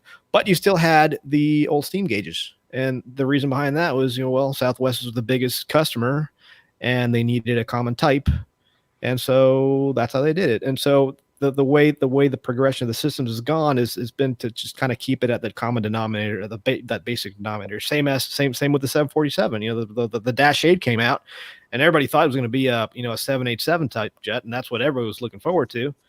But you have folks over at an airline in Luxembourg that wanted things a certain way, and they were the launch customer, and they bought a ton of them, and so they had they kind of swayed the design a little bit there, and now the Dash 8 is a common type with the 747-400, and even they went to the lengths of actually having to modify the way the wing works during the flare to make it land like a 400 does, so that it can be in fact a common type, among other things. So that's kind of the Boeing philosophy, but it's just simple, it's easy. So yeah, it's gonna be a breeze for you, man. Just remember, Dana, when that configuration warning goes off, you might want to check the packs. Yeah, something. I'll have to check something. Yeah, it's the same horn. Yeah. Okay. If you're getting a little sleepy, it's not because you had a bad night's sleep, probably. Yeah, it's not exactly. Yeah, because you left the flaps out. On the training, we're kind of talking about the training aspect and getting a couple comments in the chat room here about they'll become an expert. Yes, I used to be a ground school instructor, so I tend to hold myself to a much higher standard on knowing equipment, especially the systems. But I don't know when. We're supposed to find out maybe later this week or early next week when I'll be going to training, but it could be as soon as July, but realistic where I sit in seniority, it may not be until the fall or even into the winter.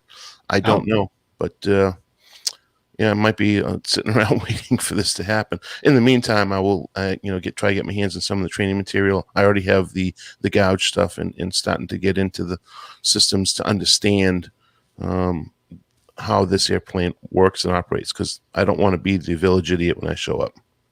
Nah, man, you won't. It's gonna be a breeze for you. Well, let's stay with you, Rick. How have you been, and what have you been up to? I've been doing good, just flying, crisscrossing this beautiful country of ours. A little different for me, being going from flying around the world to just flying in the continental U.S. over the 48 states here. Did a couple of transcons, Cincy to Portland and back, and then down to Houston. That was nice, and then back up towards Cincy, and then I don't know, ended up in Tampa somehow. So it's just nice, just flying around here. I'm loving the 2.5 hour legs. It's just great. You just sit down, you get to the top of climb. That's a half hour. Fly for about an hour. Then you start seeing the top of descent, a little point there, show up in the ND. You're like, wow, already. And then you find yourself getting ATIS and setting for landing performance and briefing. And then a half hour later, you're on the ground. It's like, well, that was nice. The wake ups have been a little crazy. Life of a freighter. Today I had a 2:30 wake up, but I like getting up a couple of minutes earlier before that because I like going through the paperwork and I like working on my little post-it note. I write all my data there and go over the weather and the aircraft status and maintenance and talk to the dispatcher if I have to, stuff like that. That's been a couple of early goes for me, but I mean, as long as once again in the rhythm of things, it's really no problem. I've been flying with this fantastic FO the last couple of trips from Nairobi out in Kenya. Yeah, talking about the East Africa Flying Club, and used to fly down there. And then he's about the same age as me. He's well, I'm 39, he's 42, and we're talking about how after 9/11, I ended up in South America, and he actually went over to Tanzania and flew Q400 down there, and flew all over Africa. So we haven't flown to a lot of the same places down in Africa. We really have a lot to talk about. Really, really cool guy. Very thorough, very knowledgeable, good stick as well. So it feels nice when your FO knows what the hell he's doing. Yeah. Always a good thing. Yeah. All right. Anything else before we move on to the next customer? Yeah. All right. All good. Nick, anything new in your world? No, not really. I'm just working away at publishing some plain tales, which are now available on the website. And if you've set up your RSS feed, then they'll be appearing in your podcatcher of choice. So I'm almost caught up with those. There are a couple of the Ian Palmer interviews to put up, and that'll be that. I'll be right up to date. So thank you very much for making those available, Jeff. Yeah. And I've already got next week's written. And I'm trying to go on a slightly lighter theme, more amusing perhaps than the rather deep conversation I was having with Ian Palmer.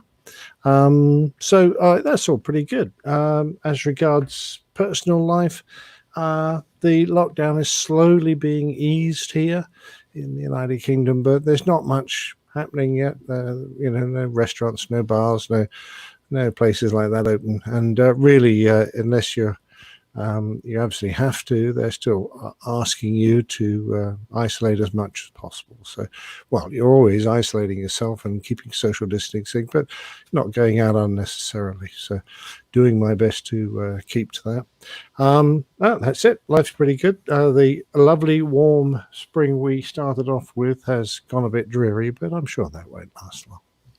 That's good. I hope not. Here in Georgia, that was one of the first early states anyway here in the United States to start opening things back up. And last night I was sitting at a bar eating a slice of pizza and drinking a beer. So Nice. social distancing, of course, 6 feet apart from the next person at the bar. But it felt good to be back and talk to now. Yeah. people. It's kind of neat. So you're saying, Steph, how have you been? Oh, I've been good. I don't have a whole lot of updates. Still just really enjoying the opportunity to continue to learn more about the skydiving operations, which I talked about previously. So that's continued last weekend and looks like I'll get some more opportunity this weekend. Work-wise has been a strange week. I'm not going to get into anything political certainly here, but it's been a little bit of a rough go in some big cities around the country, and our office location is not far from the center of the city here in Charlotte. So I think it's been a little discouraging for people to travel to our office because we've had very, very light schedules this week in the office. A lot of people not showing up, which I understand, and that's fine.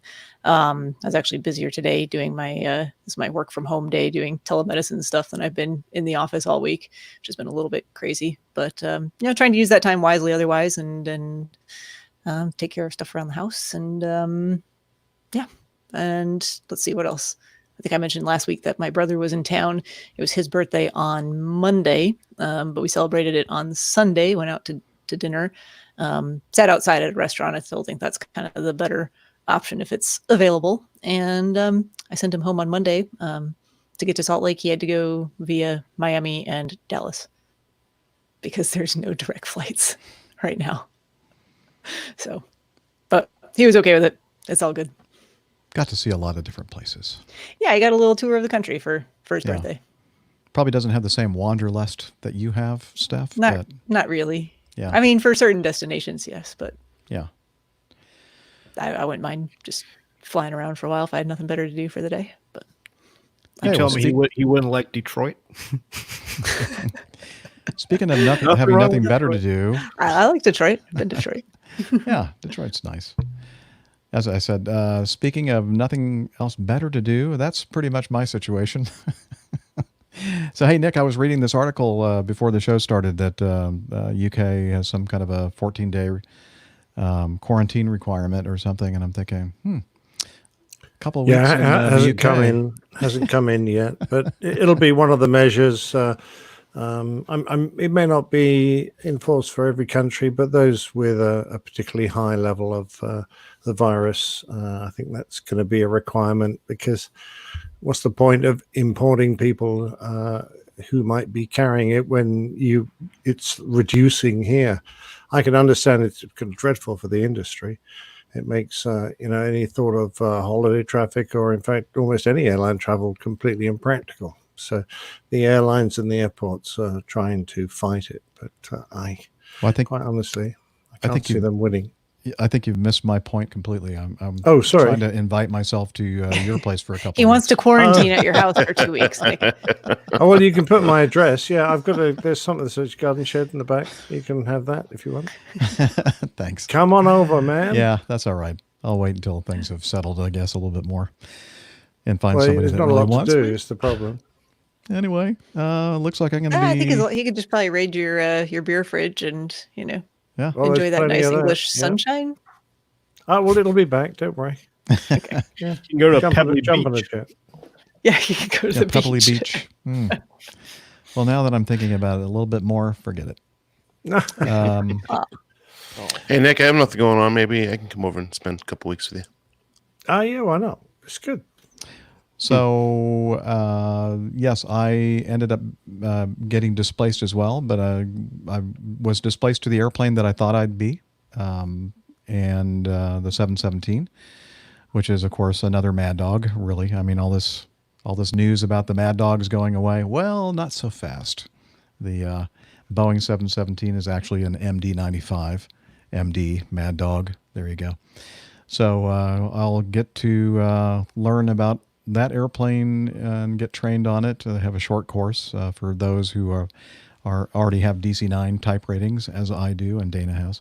And remember, the MD-88 is the DC-9-88, the MD-90 is the DC-9-90, and the Boeing 717 is the MD-95. Well, no, excuse me, the DC-9-95. So a lot of similarities to what I'm already flying. So it's a short course. I think 4 simulators total. A couple of those fixed base or whatever you call them, the flight trainers that aren't full simulators. I think the first couple of days, and then the last 4 days are the regular full motion simulators. And then I get my blessing, and then I don't even think I have to do anything on the line. I think I'm pretty much good to go. I think you get a one trip on OE. Okay, maybe so. I think so.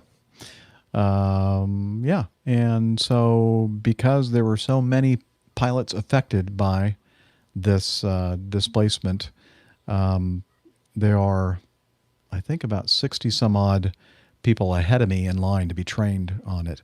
Now, it's probably going to be a little bit quicker for me than it will be for Dana, because we have that short course. And a lot of the people, I think, that were captain on the 88 are moving over to the 717. Most of those people that need to be trained that are ahead of me. So I think it's probably going to be half the time that I'm off, that Dana's going to be off. But it's probably still going to be 2-3 months, I'm guessing. So we'll see. We're going to find out, as Dana mentioned, hopefully by the end of this week, or perhaps sometime next week. So we'll let you know that then. And in the meantime, no airplane to fly. Dana doesn't either. You look at it's funny. You go in there and you look at open time and trip coverage and everything else, and there's just like nothing because there are no airplanes to fly. So it's an interesting existence, but we are on reserve. I'm thinking like, I guess I need to check to see if I'm on short call, but no, I'm on long call, and very, very, very, very long call, I guess. They will let you know if you're on short call. Yeah. Okay. Is that the way it works? I don't know. The last time I was on reserve was nearly 20 years ago. So anyway, and that's pretty much it. Not a lot going on. So I guess I'm in that same boat with Nick and Dana as far as getting caught up. Got nothing. So, I am singing a little bit more now. At our churches opened up and to limited capacity, and I'm back involved in 3 separate masses over the weekend. So that's nice to be able to, we're not singing very much, but at least we're singing something. So that's something. And that's it. You're all caught up. And I was looking through the Twitters, the social meds, and there's a lot of stuff on the social meds the last week or so regarding the sunset of the MD-88, MD-90, and a podcast named let's see, the Next Trip with Doug and Drew. Did their last episode is episode number 27, Mad Dog Madness. It's all about Doug's excellent MD-80 adventure, but we'll take some time to marvel, and they talk about some other things. SpaceX. Was it like Bill and Ted's Excellent Adventure? No, nothing like it at all. Well, yeah. Instead of going to a phone booth, they go on an MD-80. Yeah. I'll have a link to their show in the show notes, but one of the things I wanted to talk about was one of them has said something about the Mad Dog having square windows, and I'm thinking, I think that they had some issues with square windows back in the day in the 50s. Didn't the Comet? De Havilland Comet days, and that turned out to be a bit of a firth. The windows were actually constructed extremely strongly because de Havilland knew that those corners might be a problem. So he tested and built them extremely strongly. But sadly, the ADF window in the top of the fuselage wasn't given the same treatment because it was an aerial port, but it was constructed in the same way. And that's where most of the fatigue striations came from, the fatigue cracks. Yeah. Well, as you know, Delta P doesn't discriminate. No, exactly right. Yeah. Nope. And so anyway, since that point where they started making their windows more round or oval, all aircraft manufacturers have. Now maybe it looks more rectangular-ish than a lot of other windows out there, but trust me, they're not square. And then he also had a question about the wing landing lights, and wasn't sure if all the Mad Dogs had them, and turns out that any airplane that has DC-9 in their designation, like the original DC-9, all the way up to and including the MD-95 / Boeing 717, 88, 90, 80s, 82s, 83s, all those had those wing landing lights out there. Are those speed restricted? No, they're not. Really? No, not at all. Actually, I actually call them light speed brakes. Yeah, I don't really notice much difference in using them. I guess there's a negligible increase. Well, you have to turn them on, Jeff. You don't just put them out. Oh, when you actually turn them on, coming out of the front, the light kind of slows you down. Yeah, exactly right. Darn it, I didn't know that. But there is a system that if you lose an engine, automatically retracts them. So there is some drag associated with them. So. Well, so if you lose an engine on landing, then you can't see anything. Yeah, you don't want to. Yeah, the runway. Better to do it in the dark. You just really don't want to see it. No, we have other landing lights as well. So not just the. Yeah, it must have been. It looks like a bloody Christmas tree, doesn't it? Yeah. A beautiful Christmas tree. You can always tell a DC product on final. Yep. Oh, absolutely. And I love it how the lights are up on the glare shield here. It's just so easy to Mhm. Are all MD products like that? Like even the 95? I'm not sure about the 95. I'm going to find out. He will know soon. Yeah. No, Bain will have messed it up. Yeah. I don't know. We'll see. I think I was still designed by the MD boys and girls, and built by them. Boeing just slapped their name on it. That's all. I mean, there's nothing wrong with it. They bought the company, so they had every right to. It's mine now. I own this. Yeah. Exactly. Now it is now a Boeing 717. I made this. Yeah. Hey Jeff, what we need to do is need to get a fund going so we can go ahead and buy a MD-80 so that we have it for our personal airplane. There you go. And we can still fly it and do 2 tours, air show tours with it and everything. Contrary to what Pilot Pip always asserts, we do not have that much money in the coffee fund at this point. Yeah. Just get a movement going. Yeah. Well, I get one of those every day. When you when you talk about movement, Stoner, I get really worried. You're talking to 2 men in their 60s. So, Oh yeah, well, I haven't gotten to that point in my life. But never trust. Are you trying to tell me you never trust a fat? I'm not going to try to tell you anything, man. Okay. Also, I came across something on the social medias as well. I thought that the community might be interested in, especially if you're in one of those places that's still locked down. And of course, we know that most places are not doing air shows. I don't know if we'll have any this year. Oh, I guess Reno is probably going to be doing the air shows. Is that right? I think I heard something about that from Armando. Anyway. Regardless, there is an organization, and I believe they're in the UK, and it's called Aerobility. Here, let me see. I'm going to try to share the screen here and put that up there so people can look at something. And here we go, Chrome tab, and I'm going to click on that and share. And that should show up. There we go. The Armchair Air Show 2020, and you can view on their YouTube channel. And it is, let's see, Aerobility is an organization, a charity that offers the gift of flight to anyone with any disability. And I think we've talked about them before in the past, talking about some of the disabled pilots, the young lady that has no arms and is flying, I think, involved in this organization as well. So the Armchair Air Show 2020 is Saturday, 20th of June. The thing that I can't figure out, and maybe it's just because I'm just not smart enough to figure this out, it says from 1400 to 1800. It doesn't have any time zone anywhere that I can find on their webpage or their YouTube channel. I'm assuming it's the British summertime, BST.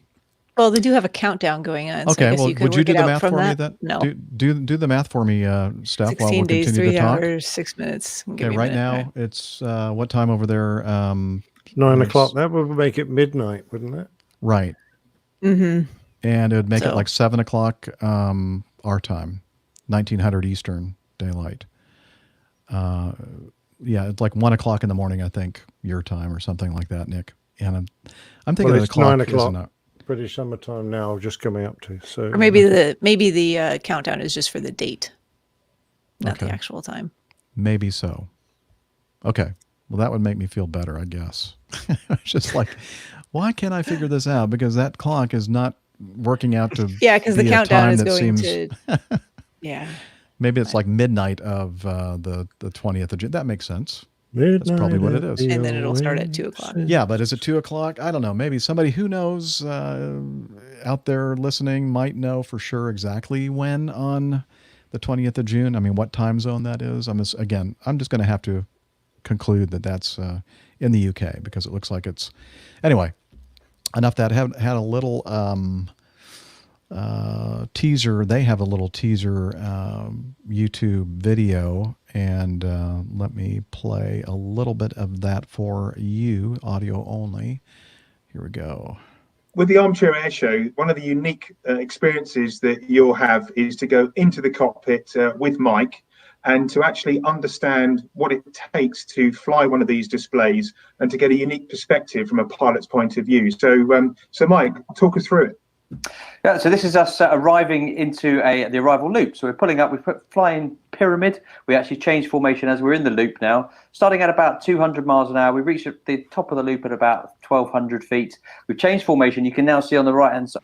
Okay, so that is the discussion from Mike. I think that's Mike Ling. I think he's part of the Blades, which if I'm not mistaken, is composed of ex-Red Arrow display demonstration pilots. Is that correct, Nick?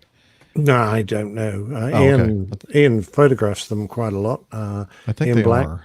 I think that wouldn't surprise me. I think that the guy there was a very long time member of the Red Arrows, and now the I'm not sure if he's a lead or not of the Blades. But anyway, this air show is going to have let's see, aircraft confirmed so far include the SR-71 Blackbird, Solar Impulse, F-35, F-104, F-18, Vulcan, Spitfire, Chinook, Concorde, the Blades, and the Red Arrows. So looks like something fun to do and hang out with a bunch of like-minded aviation geeks and see an air show. It's not quite the same as being there and with your head and neck kicked back to watch these airplanes going by and smelling it and hearing it, but might be interesting. I'm going to check it out. So, it might be, and you're never going to see Concorde for real again, so that could be a great part of it. Yeah. So there we go. On a YouTube channel near you on the 20th of June. And I think that is all I had to talk about. Yeah. All right. With that, I think now would be a good time to get on with our feedback. I'm seeing something in my view on the video. Coffee. Oh, thank you. Oh, that's what you're doing. Well, I was indicating that my glass is empty. So that's what I thought you were trying to get me to do the coffee or fund something. too. So we can coffee fund as well. Yeah, you're right. Thank you very much, Dana. Here we go. Coffee fund. It's that time of the show where we talk about all these fine folks who Johnny, how much more coffee? No thanks. contribute to our coffee fund. And the coffee fund is used to fund all the ongoing cost of running the show week to week and equipment that we purchase and use, and also for meetups, which we haven't had a lot of in the recent past, but we're hoping to kick that up again soon. And a couple different ways to do it. One is the classic method, and since the last episode, we have had several, many of them who are patrons via Patreon. Let's see, we have Randy Ward, Cindy Filco, Robert Simmons, Vigner Wanison, Jason Kuntz, Carl Hude, maybe, Ian Griffin, Alistair Kerr, Manuel Vaquero, Alan Loveday, and Johns Philip Seidel. Oh, still some more. David Lee and Randolph Ackerman. Again, he's got a recurring payment going on. So thank you all for using the classic method of the Coffee Fund, what we like to call it. Yeah, Coffee Fund Classic Method. Also, patrons. One of our patrons, Nico Rager, increased his pledge by 60%. He was already an executive producer, but now he's even a better one. He's bumped it up 60%. So thank you very much, Nico, for that. We do appreciate you. We appreciate everyone who's part of the Coffee Fund, and you all should consider joining them. You'll be glad you did, and we will too.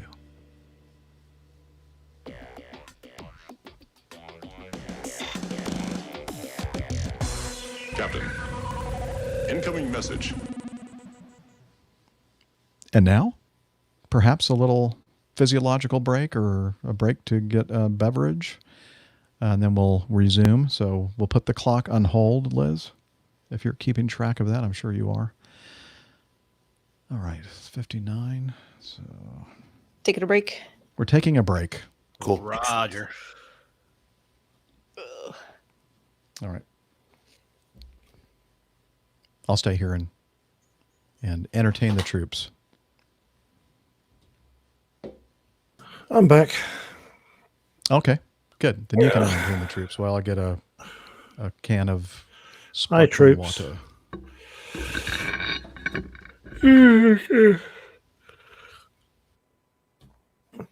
Yes, Carl. Rick likes to sit in the half darkness. I don't know. Perhaps he's got a really bad scar or something he doesn't want us to see. You talking about me? No, about Carl was wondering why Rick likes to sit in half darkness. Oh yeah, it's to protect his identity. Yeah. He disguises his voice as well. And thank you, John. Yeah. I had at the back of my mind that they were all reds, but I've been dropping a few, pardon me, errors lately by trying to use my memory. It's not what it used to be.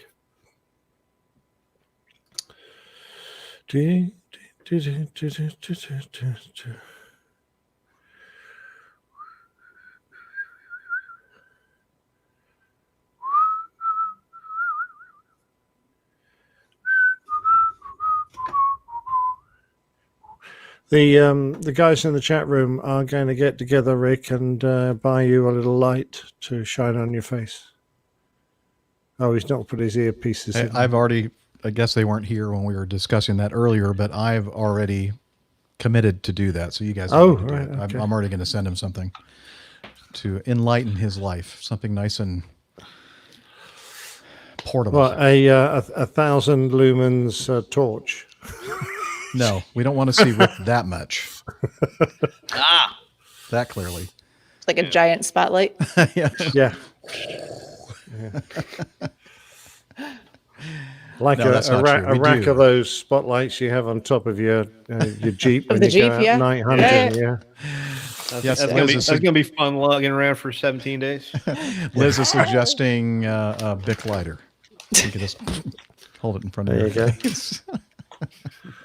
You probably have a flashlight you could use. Well, you Just could- like old school around like the campfire, like the flashlight underneath your There you go. shit, so you look kind of creepy. I mean, it's not Well, that I mean- bad. I don't know what they're complaining about. They need to turn up the brightness of their display or something. Yeah, really. I, Yeah, I think see it looks like it's not that dark. No, it's not. We've You've been seen in worse. darker hotel rooms. Yeah, I have. Is that your telly behind you again, Jeff? Yes, it is. Okay, I was wondering how you managed to get moving pictures.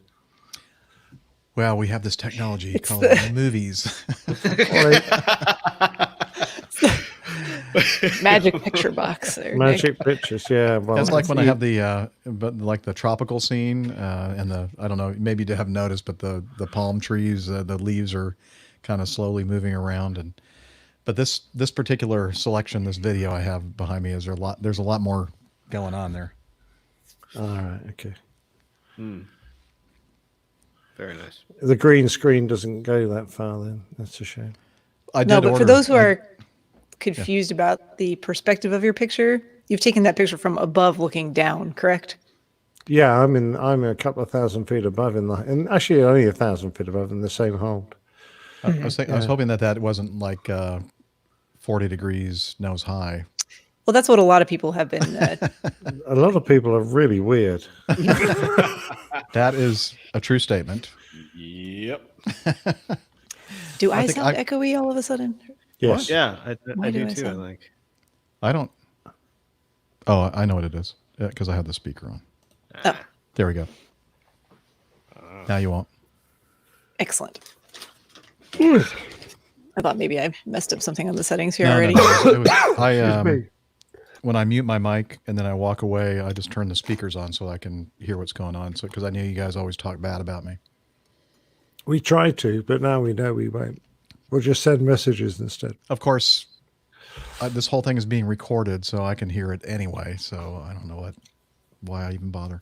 But I'd like to, when I'm listening to the Plaintail, I can step away and I can put them on the speakers and I can, go all over the place here in the terrace level of my home.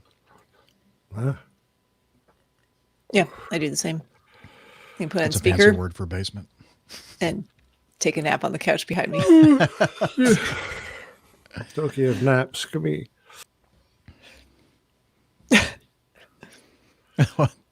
What's going on? I don't I'm know. trying to get Live organized right. musical Here we go. players. Hold on 1 second.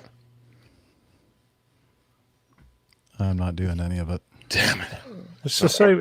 This is the correct order. Stop messing about. Stop it.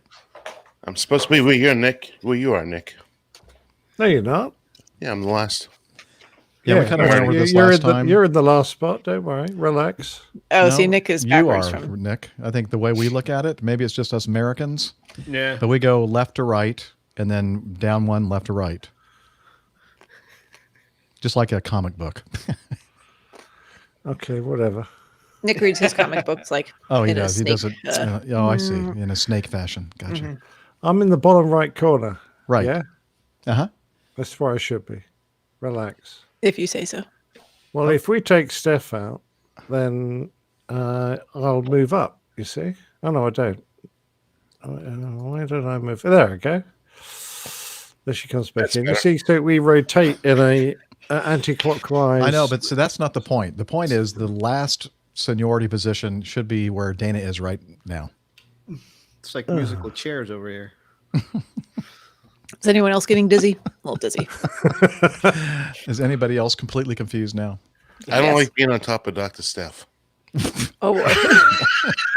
Speak for yourself. Well, all three of you guys are on top of her right now. So Oh my gosh. just be careful what you I've lost do. all control here. Lost all control. Just gonna have a drink of my water here and cool off. Oh, it got the vapors. Make me turn even more red. It's a little warm in here. Watch out, she's a backstabber. I love Tanya. Also true. Wow. Wow. No, I'm sorry. It says low. Okay. All right. Yes, Greg. Too late. Nothing I can do about that one, Greg. Just Okay, let's start off with some feedback from Brent. And he says, hello, APG crew. As a longtime fan of aviation living here in Kamloops, BC, where aviation isn't that prominent at our 7 or 8-8 flights per day airport, it's always a treat when an aerobatic team such as the Canadian Snowbirds come to town. Sunday, May 17th was a sad day in Kamloops after a snowbird crashed into a residential neighborhood shortly after takeoff, killing passenger Captain Jennifer Casey and injuring the pilot Captain Rick McDougall.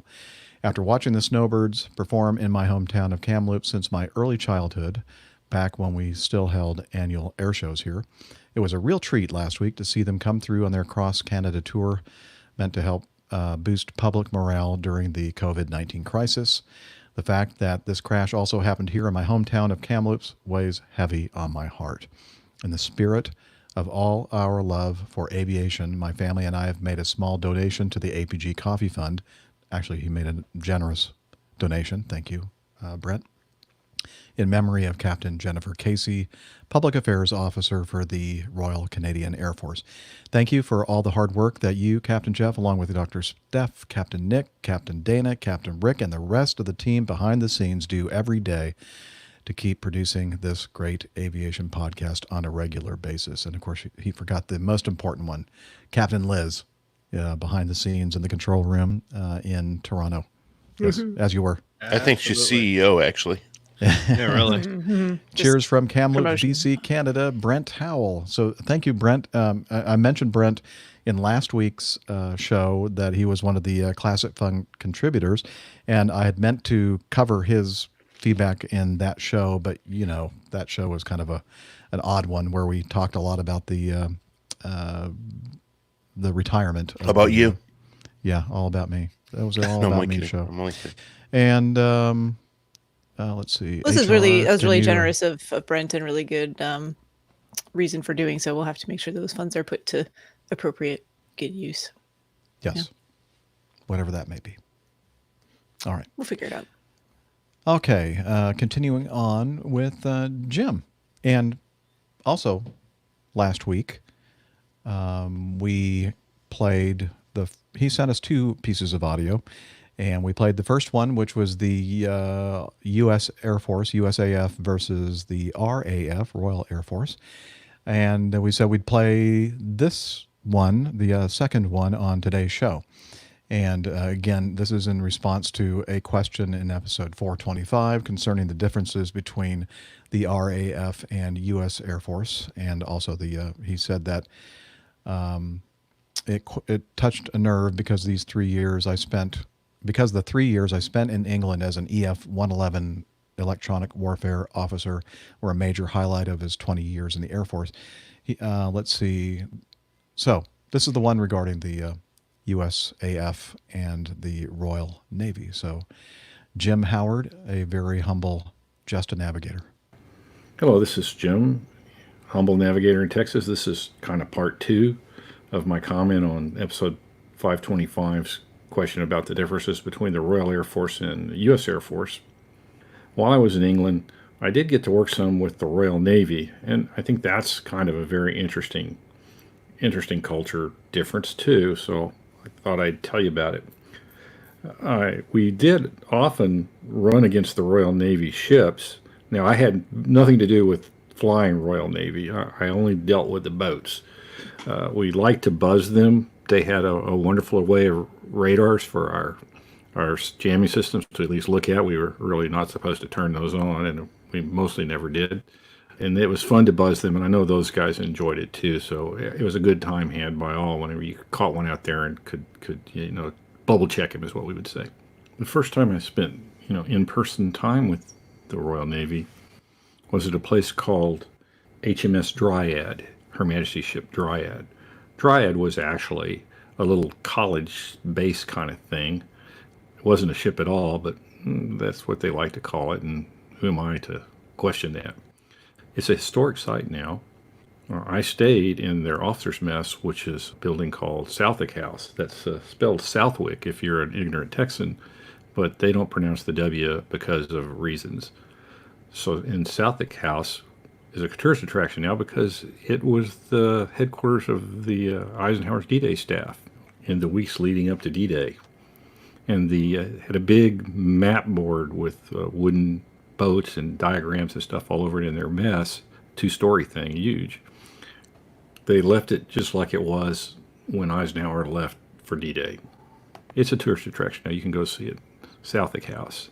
The other thing I had there was a Batman, which was not a Caped Crusader, but was this nice old gentleman who, when it's about time for me to wake up, would knock on my door and serve me a cup of tea. How nice.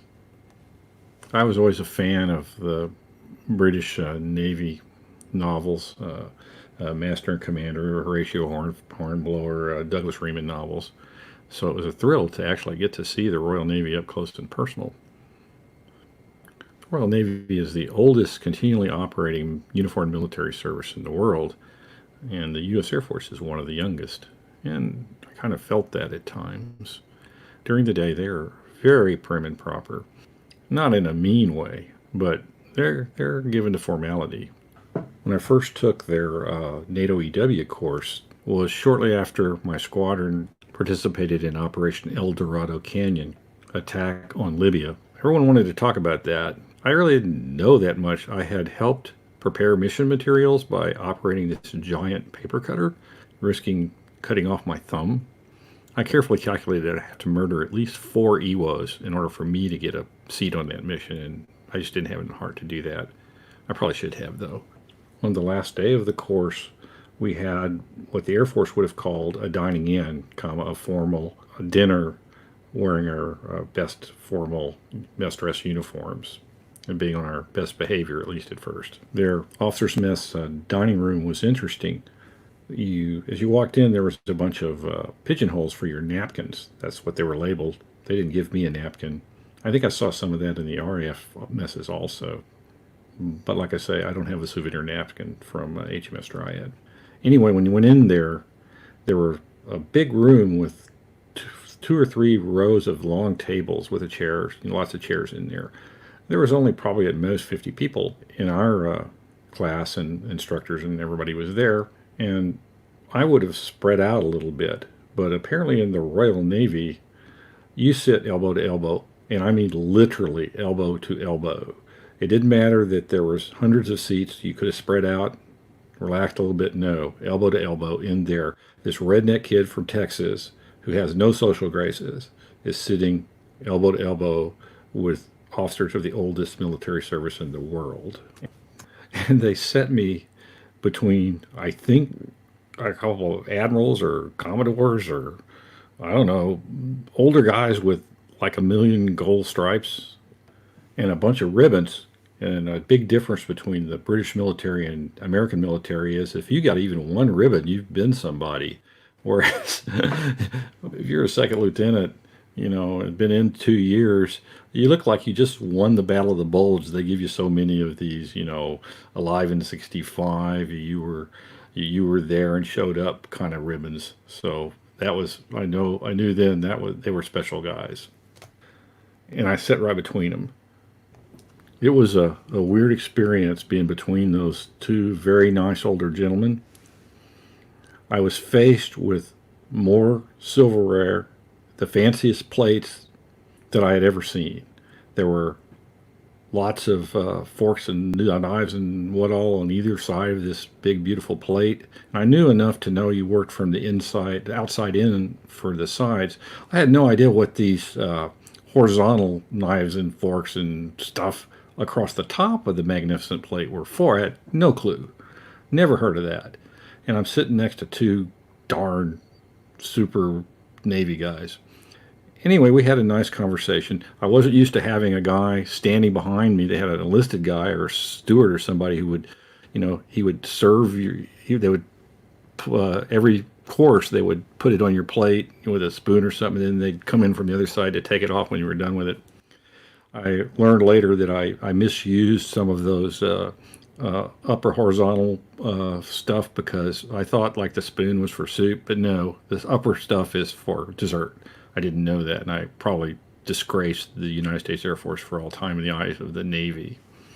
Anyway, it was an interesting evening, and they did loosen up a little bit, once the formalities were over.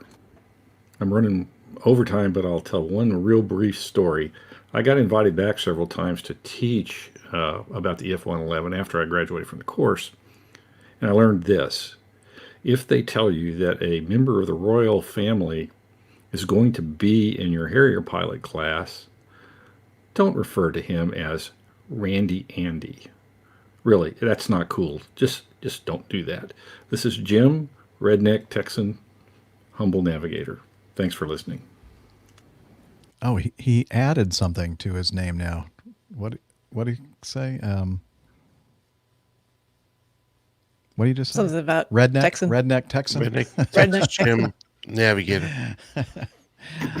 Anyway, thanks, Jim. Did that bring back any memories of dealing with folks in the Royal Navy, Nick? Yeah, of course. A lot of the traditions of the Royal Air Force are based on the Navy. So, yeah, very much so. They are renowned for having extremely formal events and also some rather riotous ones as well, and particularly Taranto Night, which is the night they celebrate the attack of the old biplane string bags on the Italian Navy and managed to sink so many capital ships. It usually involves an enormous dessert made out of jelly and custard and stuff, made to replicate the harbour. And I think there's an awful lot of food gets thrown around. But the one story I heard that just really tickled me was that at a graduation of naval officers from Dartmouth, I think is their base where they train all their officers. They, as a prank, had put, the explosive used to fire other explosives. It's like deck cord. It burns very fast. You can use it to chop down trees and things. Anyway, they rigged the top table with deck cord around the legs and tied it up to the little gavel that the president of the mess raps when he starts proceedings. And everyone stood up to, as you do, you'll stand before you You take your seats. There's usually the gavel gets wrapped, and someone says grace. Anyway, you bang this gavel, and there was a huge explosion, and all the legs of this top table were cut, and the entire table, with all the silverware, and they just descended until it was lying on the ground about 6 inches tall, and at which point the proceedings just stopped. The PMC and all the senior officers just walked out, and that was the end of the evening. They discovered afterwards that those tables were built from the timbers of a very famous warship. Oh no! It was not a joke that went very well. Oh yeah, yeah. There you go. Attack the battleship. It seemed Exactly. like a good idea at the time. But they are famous for their hijinks, the Navy, and they have. We think we have traditions in the Royal Air Force. The Navy have traditions because they've been around so long. And they just say, no, the Air Force don't have traditions. They just have bad habits. I really love the guy that would bring wake him up and bring the tea. What was he called again? Batman? Yeah, absolutely. Wow. You can have bat women too, actually. Yeah. Otherwise referred to as the batting staff. Yes, in the old days, of course, every officer had a batman who basically looked after him and kept his clothes neat and tidy, and carried his luggage around and basically did for him. Nowadays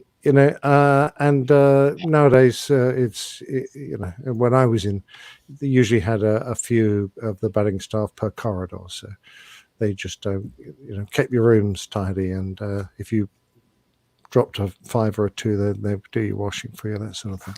Does that come from the term like batting used for like making of beds and stuff, or what is that? I've never looked it up actually. I'm is it unaware. Like batting, batting? Yes. Okay, interesting. Huh. Anyway, very cool. Well, thank you, Jim, for your audio feedback and comparing the U.S. Air Force to the Royal Navy and the Royal Air Force. So that was enlightening for sure. And do you want to know where the term bat comes from, according to Wikipedia? Go for it. It says the British English term is derived from the obsolete bat, meaning pack saddle. That's all it says. Pack. So saddle. They were the ones who would carry the pack saddle with his officer's kit during a campaign. There you go. So it must be derived from that then, batting. Interesting. Very cool. Thank you. Yes, thank you, Steph and Wikipedia. Stephopedia. Thank you, Google. Yeah. Or Google. Yeah, there we go. Okay, why don't we're very close to that time in the show, so we're going to make it that time in the show where we do the latest installment of the Plain Tales, and I believe this is going to wrap it up for this amazing 4-part series, the Ian Palmer interviews, and so I can't wait to hear how this one goes. So why don't we all take a listen? Here we go. The Ian Palmer interviews, part 4.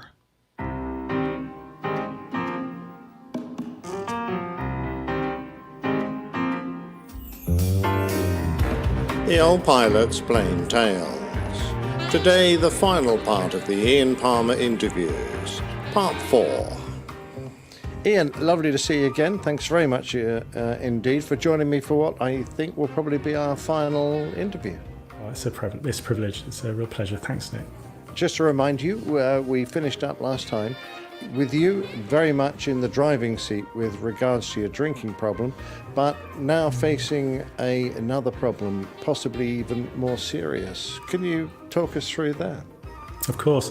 So, as you said, the alcohol situation, to all intents and purposes now, was I have a program of recovery. So, and I'm enjoying it, and life is good.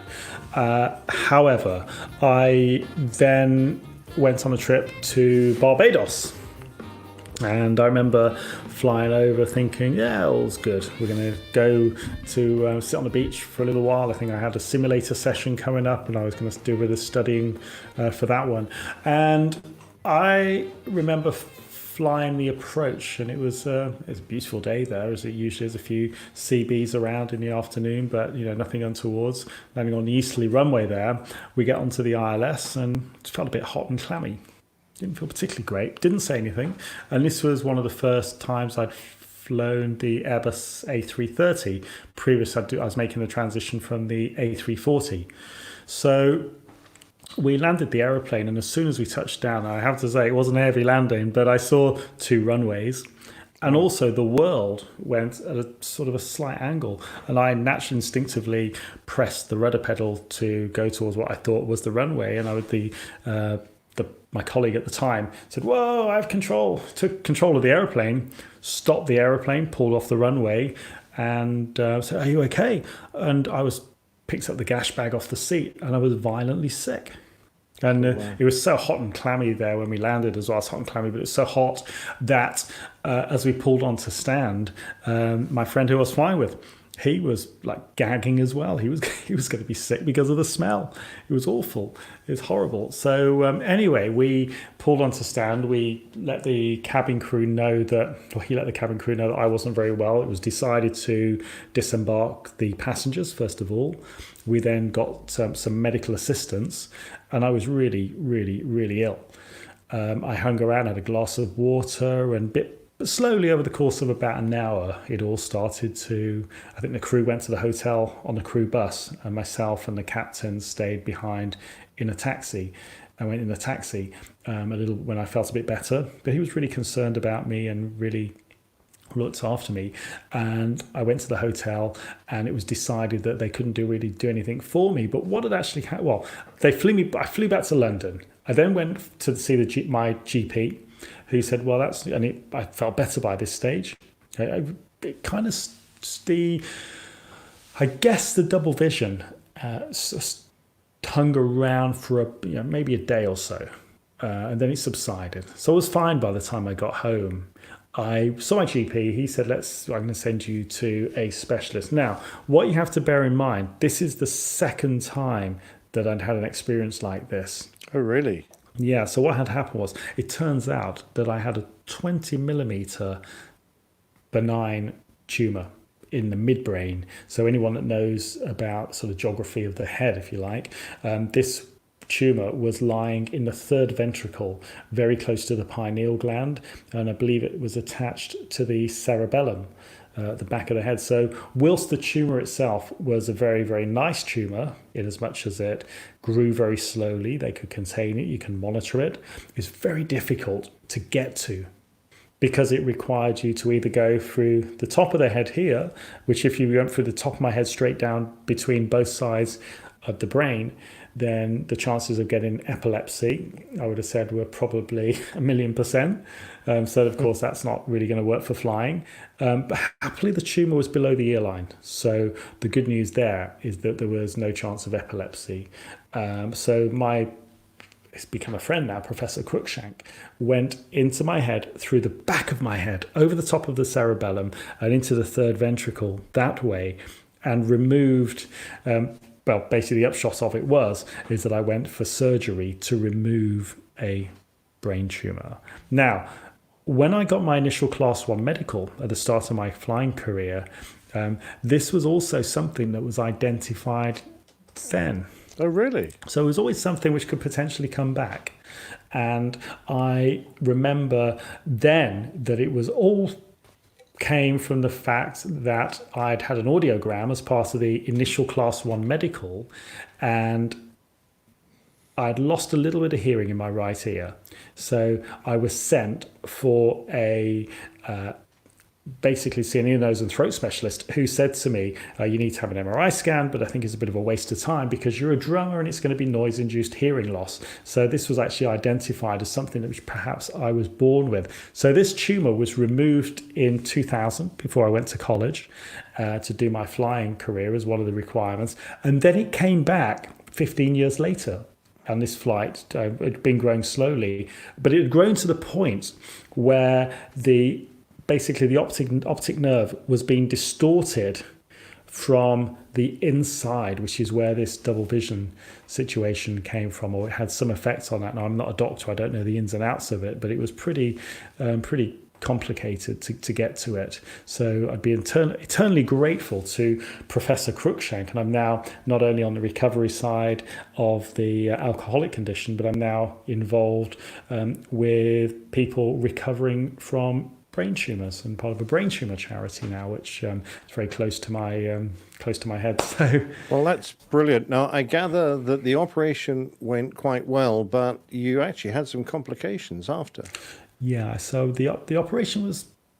Professor Cruikshank said to me at the initial consultation, he said, Ian, we can remove this. Now, the clever thing here was that Professor Cruikshank is on the advisory board for the CAA and actually the DVLA for car licensing. But he's really involved with the CAA. So he had sort of allayed their fears and said, no, we can get to it. We can sort it out. Don't worry about it. It's not a career-ending issue. This is a benign tumour that we can remove. And if all goes well, Ian can resume his flying career. So that was always the plan. But what he did say to me was that, Ian, you're in for turbulent water with this situation. And this is not something which is going to be pleasant. It's not going to be a walk in the park. And it really wasn't, because I had to learn to walk again. I had to learn to effectively write. Well, my writing has changed as a result of this now, some of the fine movement. But it's effectively now, the upshot of that is that I've worked really hard. I had 2 years off work, 1 year to recover. And what I will say is that the initial surgery, whilst it seemed to go okay, I got to the point in hospital 7 days after surgery where my brain started to swell. And I started to lose my vision. I started to lose sense of touch. So all of my senses were breaking down here. So Professor Cruikshank came back very quickly. But the person who helped me initially was a respiratory physio. And that respiratory physio is Kirsty, who is now my fiance. Which is a lovely story. Wow, isn't that brilliant? Yeah, but I will say that there was no sort of medical rules broken there, in as much as I did contact her on Facebook 4 months after I left hospital. But anyway, we sort of went from there. So yeah, we now share a house on the outskirts of London, which is fantastic. So Kirsty really helped me through that, and of course that's why she never knew anything about my past regarding any sort of alcohol or issues there. But what this really does, it really focused me on what's important in life. And I remember with my musical career, just before this surgery, I played a concert with one of my absolute heroes. And this person's name is Steve Gadd, who's one of the finest drummers in the world. He's probably the most influential drummer ever. He's played with lots of famous people. He plays regularly now with James Taylor and Eric Clapton. And I remember Steve saying to me, Ian, what's the most important thing? And I said, well, that's my flying career, because that's my income. He said, no. So I thought, okay, it's probably a test here. It must be my musical career. That's my most important thing. He said, no. The most important thing is don't drink. Wow. The most important thing is don't drink. If you don't drink, everything will be fine. And how right he was, because it's no secret, but he's been through a similar path to me, a similar experience. So the brain surgery and the experience of losing my parents and what all that culminated in really does change your life. And it's made me not just serious about life, it's made me extremely serious about life. In a very positive way, I'm sure. Absolutely. And I've gone on now to... music is great. I can now return to my musical career. Oh, that's fantastic. Tell me more about that. Yeah, well, that's happening in and around my my flying. So I had a band which achieved some success, a band called The Ghosts, which was a band which I'd put together and was involved in the formation of that band. It was my idea. And that had a single which went to number 8 in the British charts, which was amazing. And most recently, I have been involved with recording music for films. And I've been involved with the soundtracking of Tomb Raider. This was basically an album which has been recorded for Peter Conley, who was the original writer of the Tomb Raider soundtracks. So this is for the forthcoming movie, but it's also a CD, and it's also, you can listen to it on Spotify. It's called Tomb Raider, A Dark Angel Symphony. I think you'll be able to let us use that little piece of that music for an intro and outro. Absolutely, it'd be a privilege. Oh, well, that's fantastic. Of course, there is the concert that you hold annually, the World's Greatest Drummers. Yeah, the World's Greatest Drummer. And you can see this was a name that I came up with coming into recovery. And I was certainly not alluding to myself as the world's greatest drummer, but actually what it was is a tribute to somebody known as the world's greatest drummer, or who was known as the world's greatest drummer, and that was Buddy Rich. So it's grown and grown, this concert, and we've done 10 of these concerts now over the last, 14 years, and everyone has been just amazing. And what happens is we have a full big band, which is largely members of the BBC Radio Big Band, and we get together in a beautiful theatre. The last concert was held at the Derngate Theatre in Northampton, which holds around 900 people. Yeah. And we had, so this concert that I was referring to with Steve Gadd, that was probably my proudest moment on stage, because Steve is someone that I've really looked up to since I was a child as a musician, since I was in my early teens at least.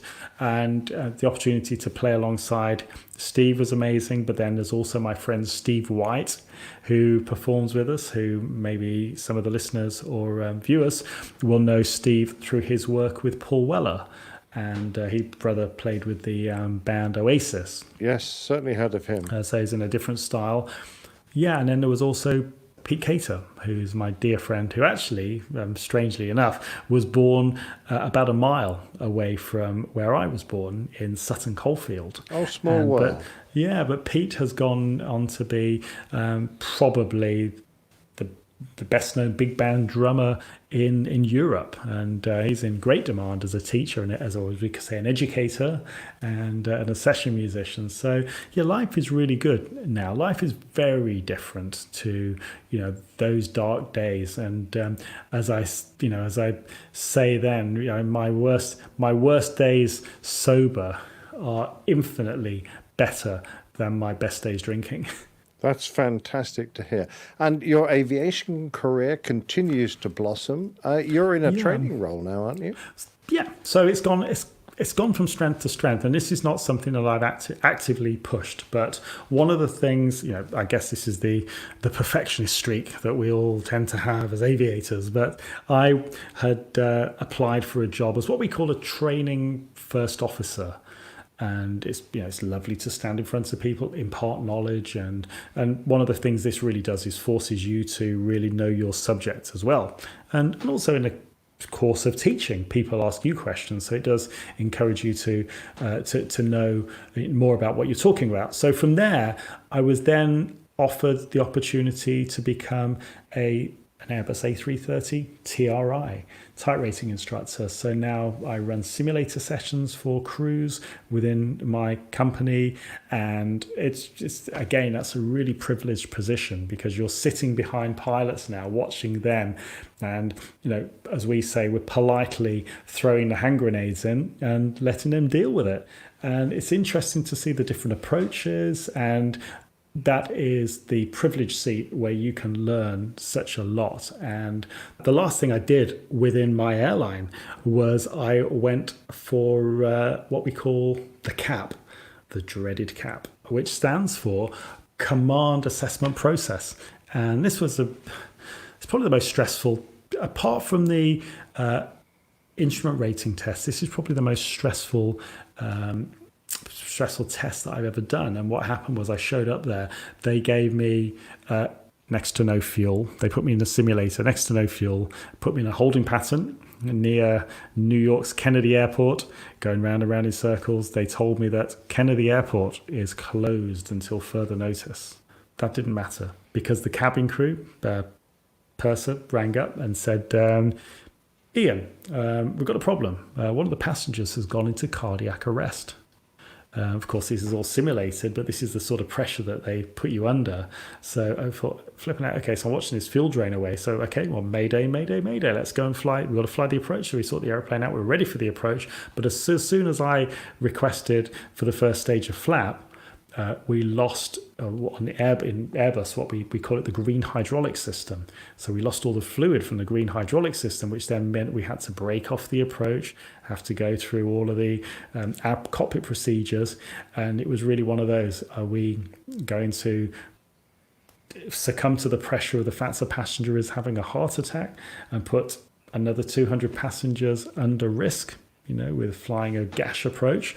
Or am I going to say, no, I'm going to take the time and sort this out? Also mindful of the fact that the fuel is draining away very quickly. So anyway, the upshot was that, I flew an approach onto an relatively interwind runway onto 13 left and ILS, and they stopped it just short of the touchdown point and said, yeah, congratulations. So from there on, they invite you to do an interview. The interview was, that was pretty difficult as well. They ask you to go through a flight from A to B. You get on the aeroplane, this happens, what are you going to do? You have this MEL item to look at before you can dispatch. What are you going to do? Okay, so you have this item, you have some icing conditions, you taxi out.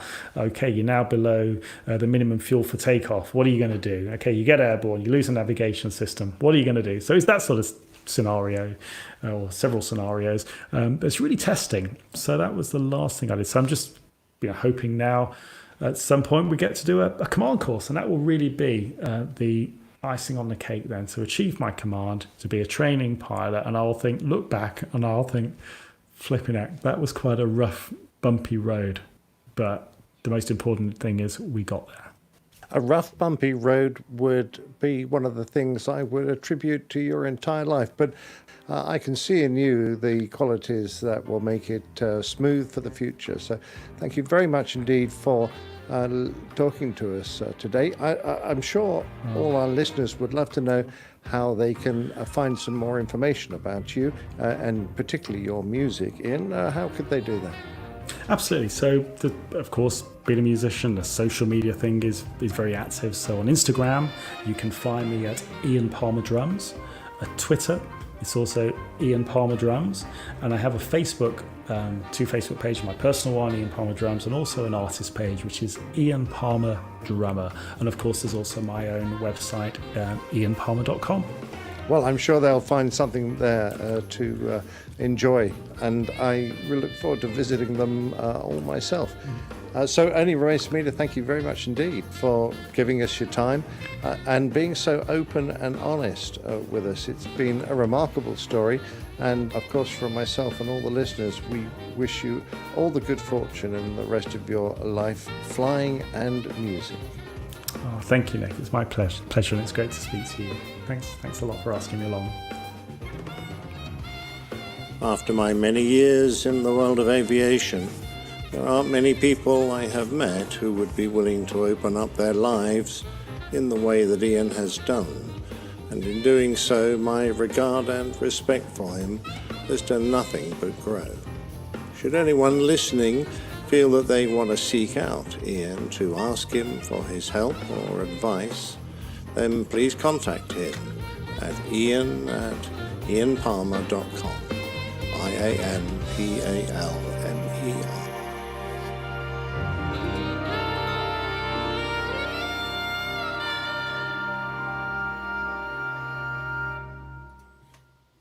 Wow, bravo. What a great series of interviews, Nick. And, bravo to Ian for opening up. He's the real hero of the story, isn't he? Yeah. I mean, what can you say? Because we all know how damaging it can be to have a poor reputation in our industry. It doesn't matter what the source is. And for him to be so open about his life and the problems he has, and have the courage and the strength of character to face up to that, I think is quite remarkable. And I'm very sorry to say that with the redundancies at Ian's Airline, I don't think he's currently got a job. I'm hoping that will change, but it's difficult for everyone. He continues to play drums, of course, and if you are interested, then he actually has live video driving sessions every week where he answers questions and helps teach new drummers. So that's an avenue he has to fall back on. Does he have some like published works, like CDs and that kind of thing that we could purchase to help? I don't think so. He was mainly a session player. Oh, yeah. I expect some of the albums from his band Ghost are out there. Mm-hmm. So feel free to have a look at those. Yeah. But I don't think he's got anything fantastically recent. He may be able to get in touch and perhaps tell me differently, in which case I'll let you all know. Well, Ian, if you're listening, cheers, man. Such a great interview and allowing yourself to open up like that. And I think it's helped a lot of people listening to the show and will continue to in the future. So thank you. Cheers. Yeah. Absolutely inspiring. Absolutely amazing. Mhm. Inspiring. Wow. Yeah. Thank you. Thank you very much for that, man. Just wow. All right. Well, going to be hard to top that one, Nick, isn't it? Yeah. Oh, you wait till next week's. All right. Yeah. Okay. Well, you got overripe. We're changing tack next week. It's something a little more light-hearted. Don't worry. Well, I'm looking forward to it. Looking at the feedback notebook here, number 3, Lance writes in. He says, this is mainly directed at Captains Dana and Jeff, I guess. I've been listening for around a year now, and I haven't had a chance to catch up on many old shows, so forgive me if you've discussed this before. As someone who isn't in the aviation field but loves to travel, it seems to me like all the pilots will be fighting to fly the big jets on long-haul trips to exotic destinations.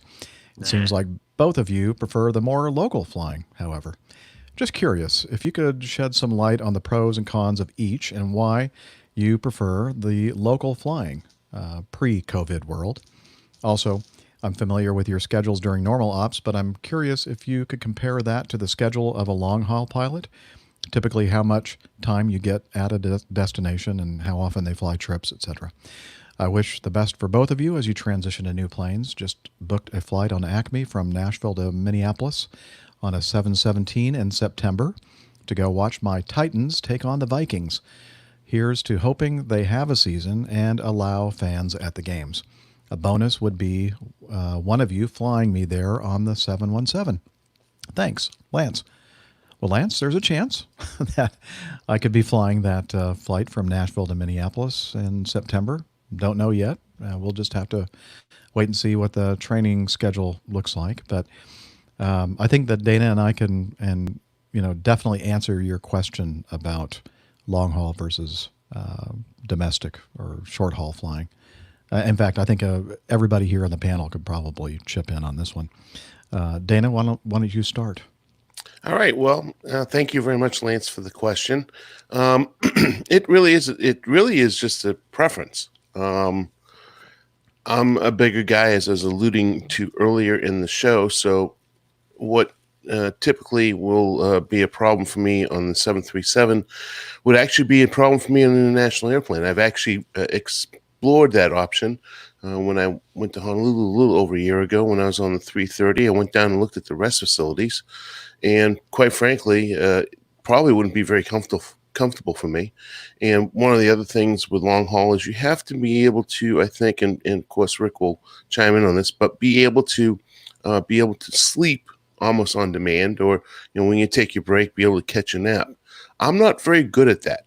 I tend to, when I'm ready to go to sleep, I go to sleep, and I like more of a normal type of want to say banker's hours. I'm going to say it that way, but generally speaking, from 5 or 6 in the morning until 10 or 11 at night is when I like to be functioning. The red eye world for me, and that's what a lot of international does, for me would not be necessarily the best choice for me because I just know how my body operates. In addition to that, I think it would play into safety a little bit.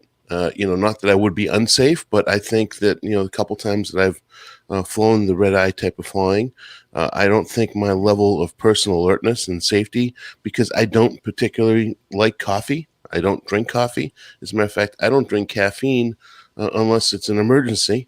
So it's very effective for me, but I don't consume caffeine. And that's one of the mitigation strategies that the airlines tend to promote to be able to stay alert and awake, and that's just not the way I function. So that's really the reason why I choose not to really fly international. However, the schedules are a little easier, to be honest with you.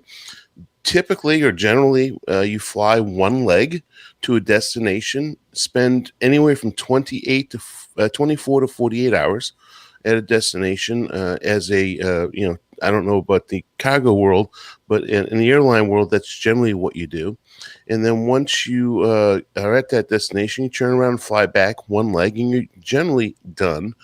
Because you're right at your max duty day, so they really can't do a whole lot with you. One of the other things is time zone acclimation. So, what happened? What happened? Somebody pressed the wrong button.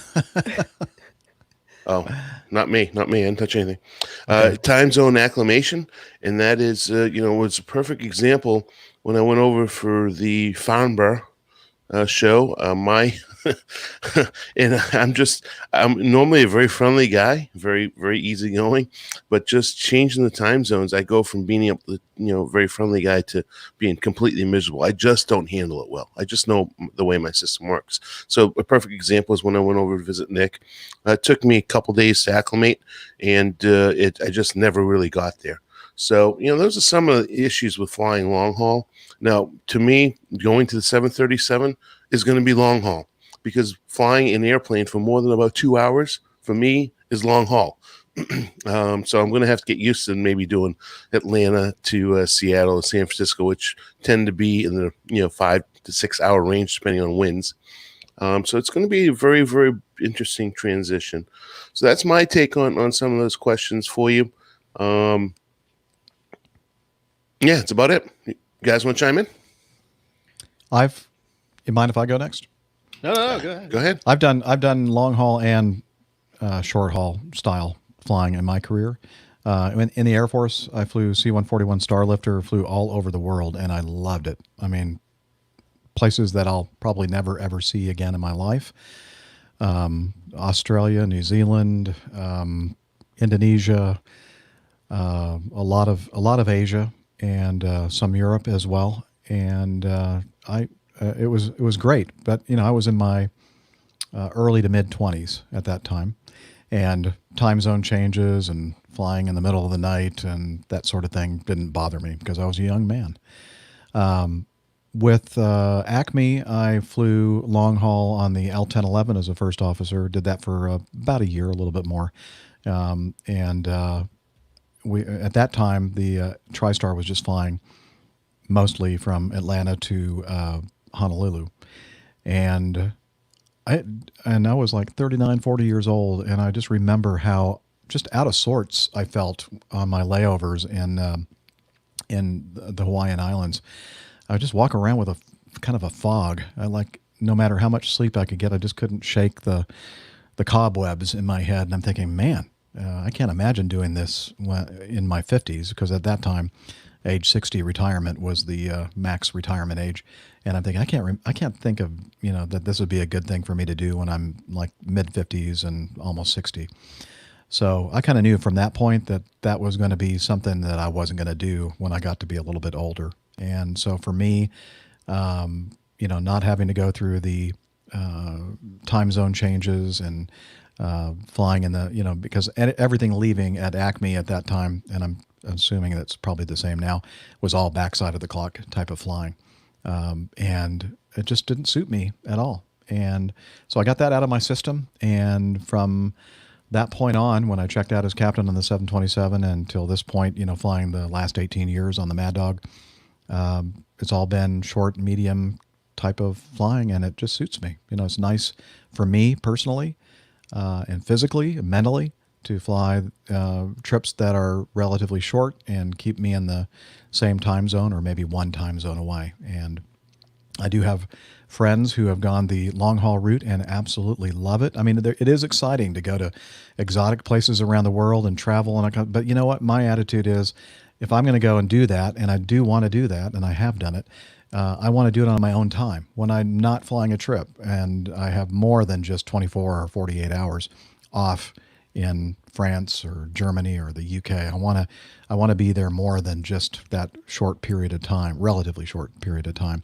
So I'd rather do that on my own time. And for my job, flying airplanes, I want to be as sharp as I can, and I want to do it to keep me as healthy as I can for these next several years. So that's my logic when it comes to flying the domestic or the short haul kind of flying for me.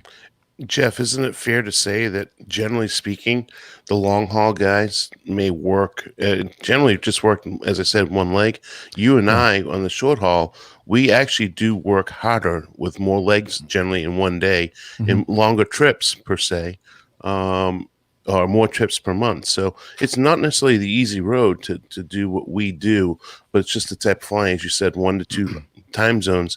And it just makes it a whole lot easier to stay sharp and focused. But for me, and it just depends on, really, it depends on the person. I know people that are just happy as a clam doing the long haul stuff. They can sleep easily in the crew rest facilities. They don't have any issue with the time zone changes, and basically they do these kind of trips like once a week. You know, they'll do, basically it turns out to be about a 3-day trip with one layover in the middle of it, and it's one leg over and one leg back, and then they're off for about 4 days or so, and then they're out doing it again. But even though we're working really hard flying multiple legs per day on a trip, it for me doesn't feel as as hard, or I don't think it does to my body what the long haul kind of world would do. So, and again, that's just for me. Now, Rick, on the other hand, he may be the kind of guy that isn't affected at all by long haul stuff, or Nick for that matter. But let's hear from Rick next. Yeah, well, the whole jet lag thing, obviously it's a big consideration, something that you have to keep in mind. But it's, I mean, having flown long haul for so long, on the 747 and the 777, to me, it all started, dealing with jet lag and the length of the legs and the destinations and being around the world and all that. It all starts with with the mindset. Just not looking at it from a hub and spoke type system, like you guys otherwise would. On this, and let me elaborate a little bit on that. On the 747, you are based at one of many cities in the States, but that is just your base on paper. When you begin a trip, let's say, for example, I'll just give you a regular line for me for a trip, a 17-day trip. You leave Huntsville, you fly from Huntsville to London, and then on to Luxembourg, and then in Luxembourg, you lay over. You can either lay over in Luxembourg or take a limo down to the Frankfurt area, or hop on a plane, go down to Amsterdam, lay over there, and you're there for 2-3 days sometimes, and then from there you go on to you could do either a trip down to the Middle East somewhere, or go all the way around the world to Hong Kong, lay over there for a couple of days, and then complete the trip up to Anchorage, up to Alaska, and then back down to Cincinnati somewhere, or down to Kennedy or LA could be, and then back to it could be that you never really go back to Luxembourg. So for me, I never really kept that it's daytime, it's dinner time, breakfast time, lunchtime back home. For me, it was always about, and it's always been about, setting my watch and my mind to whatever the local time is at destination. And I find, personally at least, that that really helps me rest better. It helps me eat. It helps me exercise. You tend to kind of modify the way you do things. For example, I wouldn't eat breakfast, lunch, and dinner. I would just eat one heavy meal a day, for example. That's one thing that I've found that worked for me. You don't really go to bed thinking it during your layover. You don't really go to bed thinking, well, it's nighttime back home, I should go to bed now, because you just can't. Because you're going to be in that theater, that part of the world, for so long, and you're not going to be coming back. You're going to be keep going around the world. So it really doesn't work. It's not practical. to look at your sleep schedule that way. So what I did is, and what I do is just if you're tired, just go to sleep. I incorporate a lot of exercise in my layovers, and I find that that really is what keeps me going. And it really helps me deal with that jet lag. As Dana was saying, these very long flights.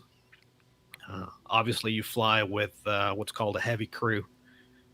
Flights between 8 to 12 hours, you need 3 pilots, and anything over that, you need 4 pilots. And so you need to be able to, step away from the controls for a little while and then go to the back and sleep. And as Dana was saying, that can be hard for some people. It's not something that you can't just flip a switch and go to bed. Thankfully, I'm one of those. I can do that. I can just go to the back and just turn my mind off, kinda, and just go to bed. So, Rick, when you say heavy crew, you're not talking about me being a heavy guy. No. I'm not talking about forward center gravity. I'm talking the reinforced crew, exactly. Also the rest facilities of the airplane are a big factor, because when you're not sitting at your flight station, you got to rest somewhere. Now the 747, which is the 2 long haul jets I've flown, the 777 and the 747, have very, very nice rest facilities. The 747 being the best. It's like an apartment in the sky. That thing is just beautiful. At the very back of the upper deck, you have 2 beds, large beds, really comfortable. You make it real dark and cold, and I used to make a little pillow for it there, and you get a little turbulence going, and it's just out like a light. So it's great. I mean, so it as Jeff and Dana were saying, it works for some people, it doesn't work for others.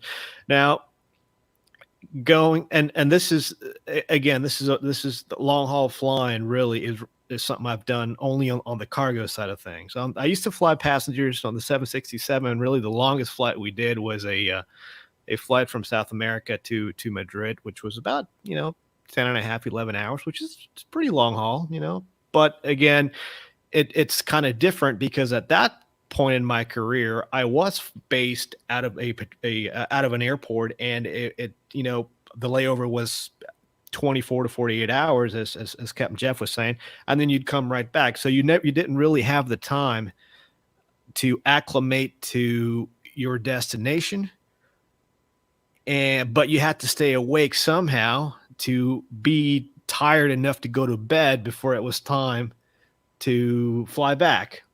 So you kind of had to, it's a balancing act.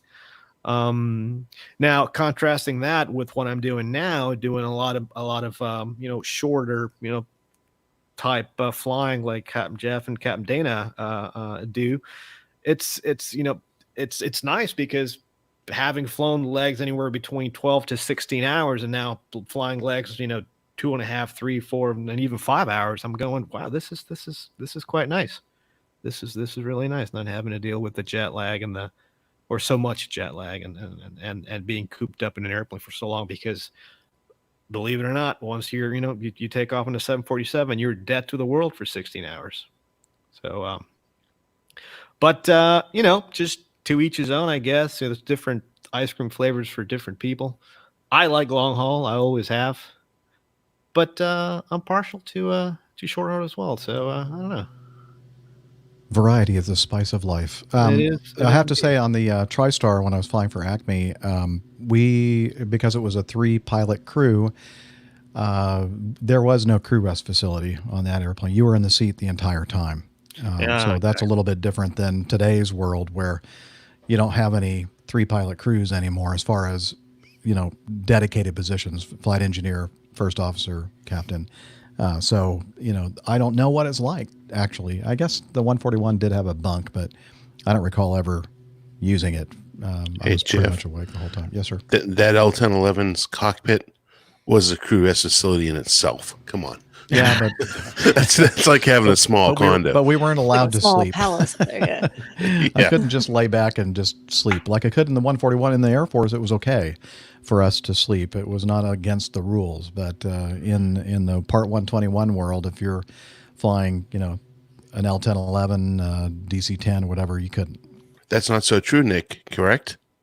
Well, in my world, we were allowed to have controlled rest recovery, as they called it, which was perfectly normal. And there was a whole written procedure you had to follow if you were going to take a nap in your seat. And quite honestly, it became a very regular thing, particularly on the return flights from the States overnight, when you'd only had perhaps limited sleep and you're dragging your body through that really bad period of circadian low at sort of body clock 2 a.m., 3 a.m. when you were absolutely fighting to stay awake. It was the only thing you could do. And even if you just got 40 minutes, and that was kind of the expected time, that would give you enough sleep without going into really deep sleep to refresh the body slightly so that you could get through the next few hours. But I always wanted to do long haul. I love the fact that I could go to almost any of the cities we visited, and I knew what coffee shop I like. I know what shops to go to. I knew what was good to see. I knew that the weather might be better than home, might be worse than home, but it was going to be interesting.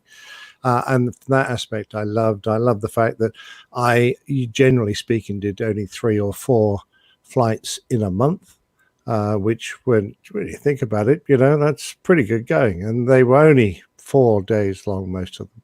So, you had plenty of time at home. The bad thing was, as you get older, your recovery time after one of those flights is longer and longer, so that eventually it began to overlap. And particularly when we were doing a lot of East Coast United States flights, where you can get 6 or 7 of those in if you're really, if the rosterers are feeling very mean, you never really recover from the previous one before you're on the next one.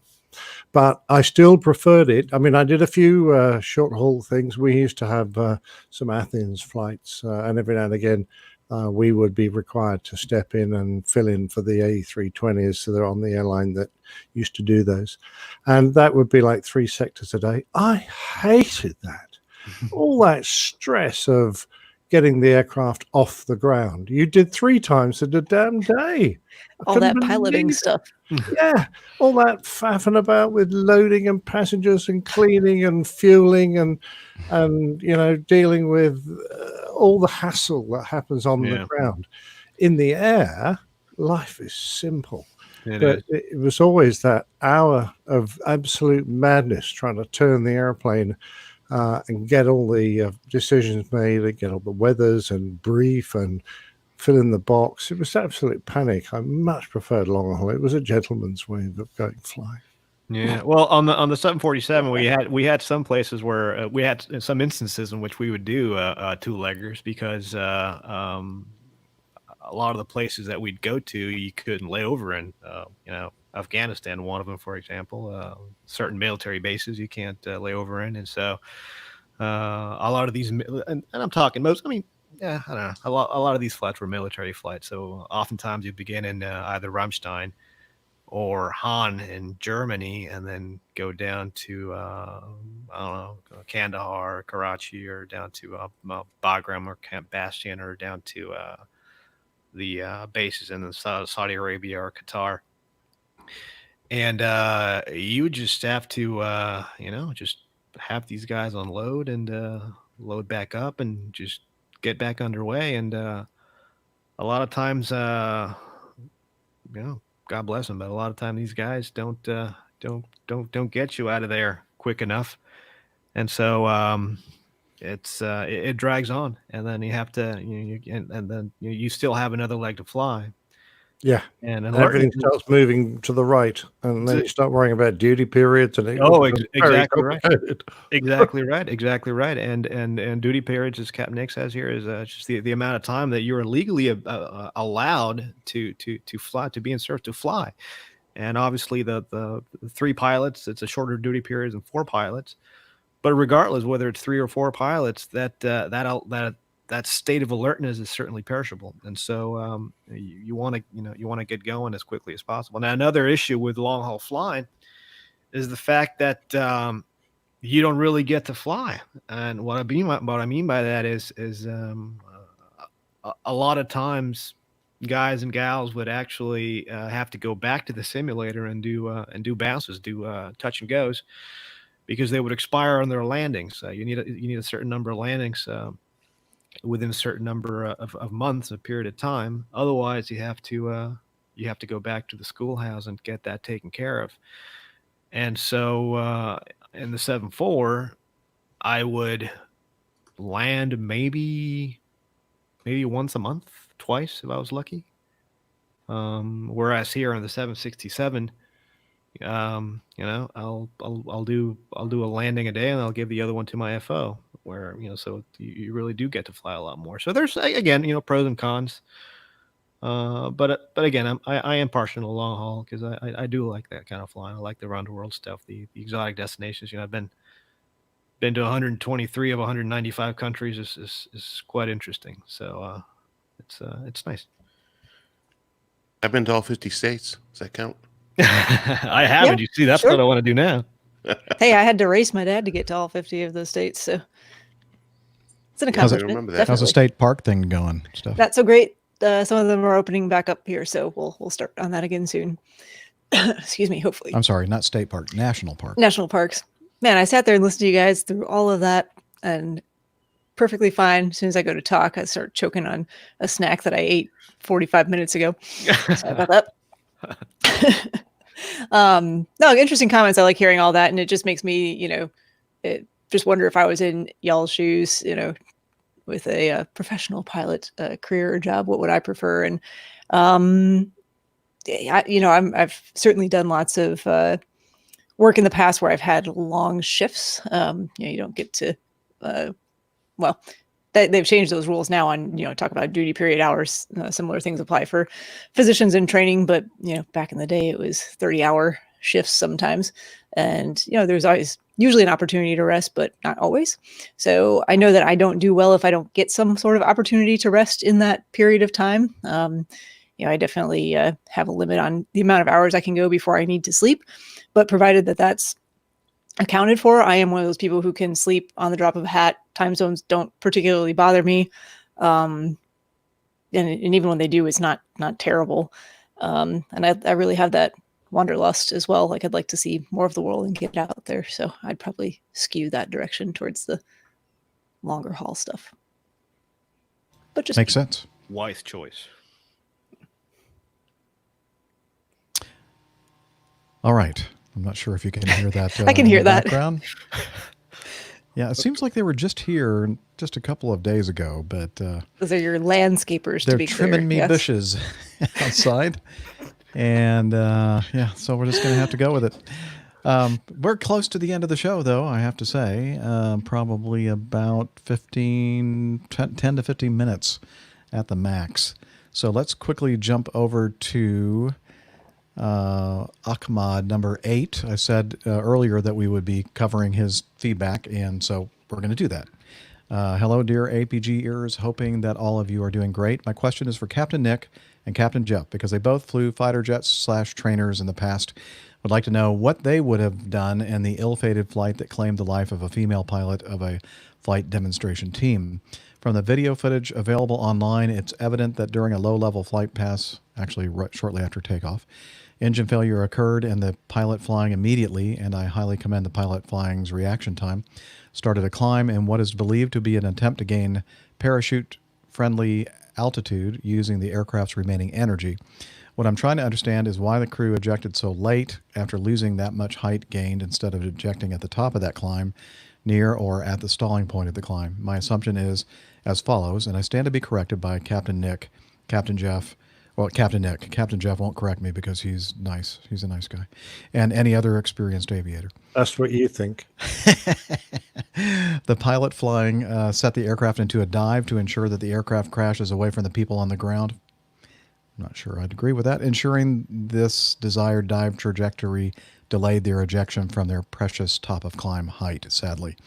If the crew had initiated their ejection at the top of climb, when the nose of the aircraft went pointing down, there's no telling which direction the aircraft would have dived on its own after the crew ejection, what the pilot flying may have been concerned about.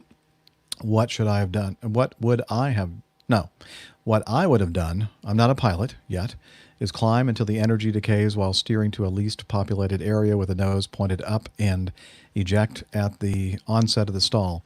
In this attitude, my ejection trajectory would be more or less horizontal.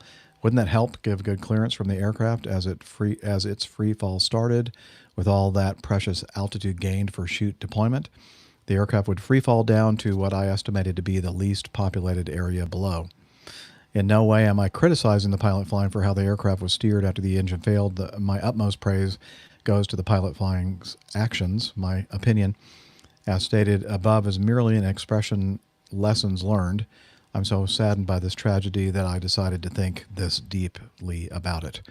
Captains Nick and Jeff, if you were the pilot flying on that flight, what would you have done? I humbly welcome any criticism from fellow APGers on my opinion, as it will enrich my knowledge on the delicacy of aviating. Thank you all for this great podcast. And again, that's from Ahmad in Nigeria. Nick. Yeah, it's an interesting question. And I'm going to correct you a little bit, Ahmed. Having spent a lot of my time flying single-engine jet trainers, the whole point of when you get an engine failure in a single-engine aircraft is that you need to have time, and that's what you're going to achieve by trading off your speed for height. So you're going to pull for height will be the first thing you do. And sadly, they were not long after takeoff, so they didn't have a lot of energy to gain a lot of height. But that's your first action. You trade your speed and gain height and get the aircraft to its gliding speed while you assess the situation. And you're going through the immediate actions for whatever engine problem you have. Now, there's no way you're going to just zoom for height and eject, because the aircraft, you've got to assess the situation. Is the engine just completely broken? Is it not going to get going again? Can you relight it? Can you save the aircraft? You're going to go through all that assessment and try and relight the engine if it's appropriate. And then there's also the possibility that you could turn back for the runway you've just taken off from. So if you have enough energy, you can turn the aircraft through 180 degrees, do a little less, turn back onto the runway and land back on. There were definite parameters in the aircraft that I flew, the Hawk, and you had to have specific amounts of energy before you're allowed to even attempt that, because it's a fairly dangerous maneuver, particularly in a heavy aircraft straight after takeoff. So all that would have been going through the pilot's mind. And I'm not going to try and guess what the Board of Inquiry will come up with, but it looked like the aircraft at the top of that maneuver, the aircraft stalled and went into an incipient spin. It certainly dropped a wing very quickly. And not long after that, they both ejected. So I don't think there was any attempt to point the aircraft. And much as I appreciate all the good reports you hear of the bravery of pilots who try and steer their aircraft away from populated areas before they crash and then they die because they were trying to not hit a house.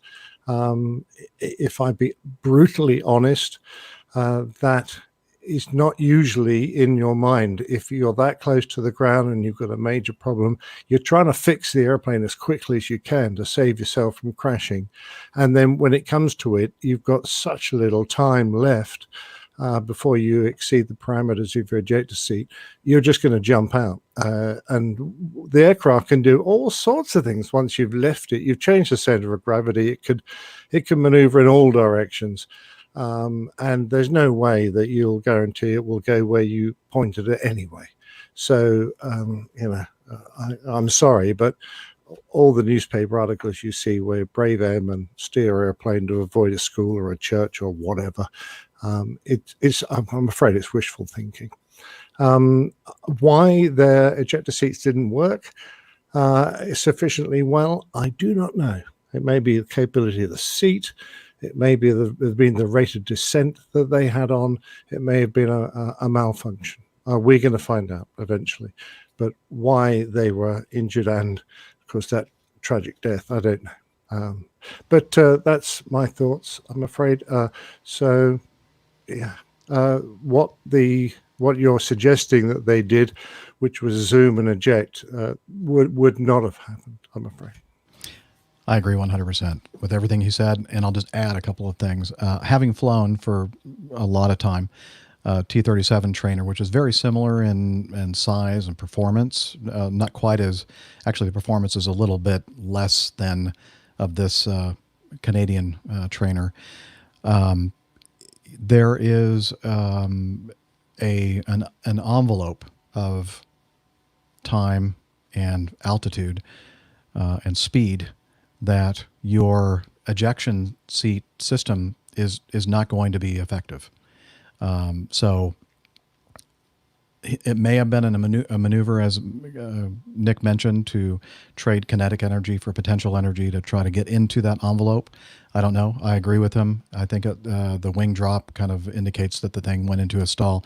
And the first thing that you would be trying to do, as Nick said, is try to trade that kinetic for potential, and then also see if you can actually get that engine started so you can actually fly the airplane and land it. And it all happens within a split second. And then obviously in this situation, that wasn't going to happen. And they ejected when they could. And the other thing, and I know it's insensitive to say this, but I agree completely with Nick when it comes to when you're in this situation and you hear all these stories about heroes trying to avoid hitting something on the ground. Honestly, the kind of a thing that we said when I was in the Air Force is in an airplane that has an ejection seat is you get to the point where you need to bail out. You just you give it back to the taxpayers. I know that's insensitive, but basically the bottom line is you're just trying to get out of that airplane alive, and you're doing everything you can do to do that. And that whole area around which that airport is situated, as far as I know, is heavily populated. I don't think there's any way they could have gotten it pointed anywhere that didn't have a population center. So a lot of things happening right away, and apparently for that seat's performance, because it's not a high-performance airplane, so they don't put high-performance ejection seats in non-high-performance airplanes, it probably wasn't in the envelope, and that's why the ejections weren't completely 100% successful. Yep, well said. So that's the way. It wasn't a fighter with a rocket 00 seat.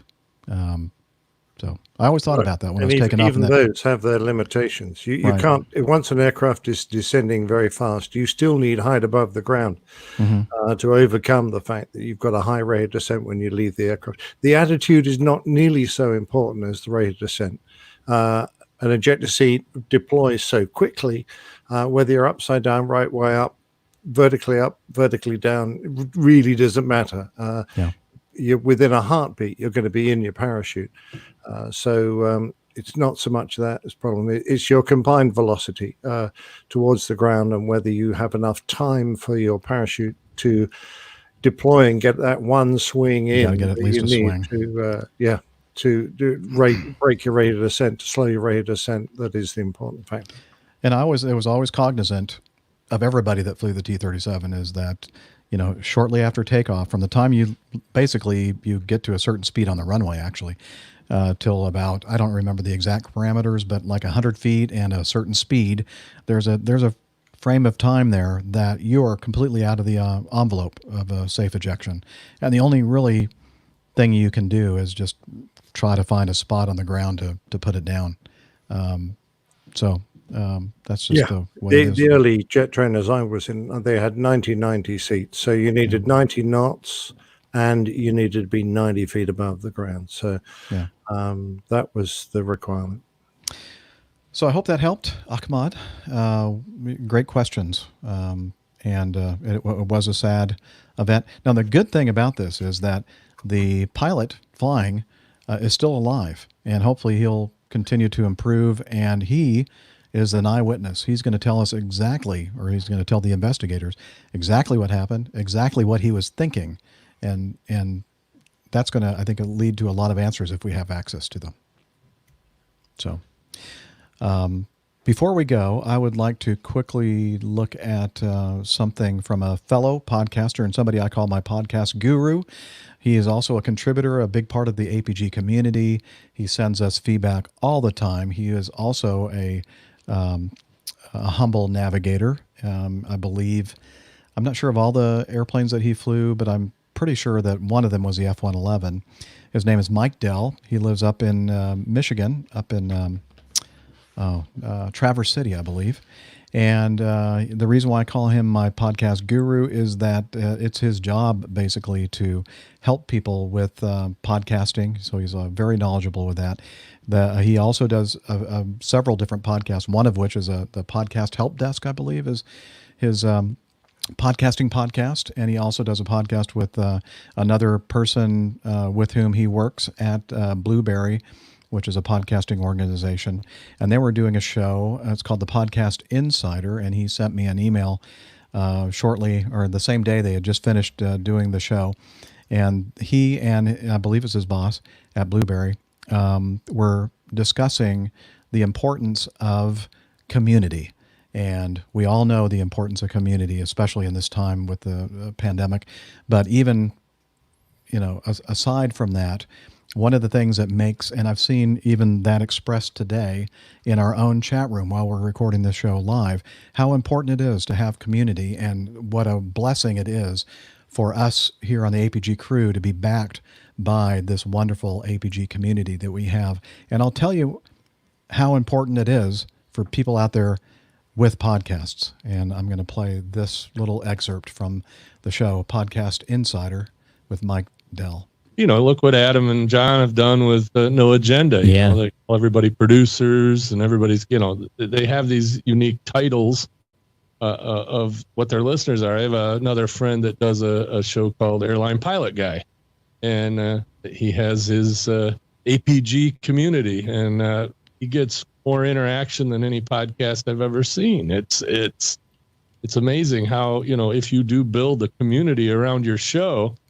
that you get a lot of a lot back from it, as well as providing a lot of value for your audience. And we'd love to have that. We call you guys Insider.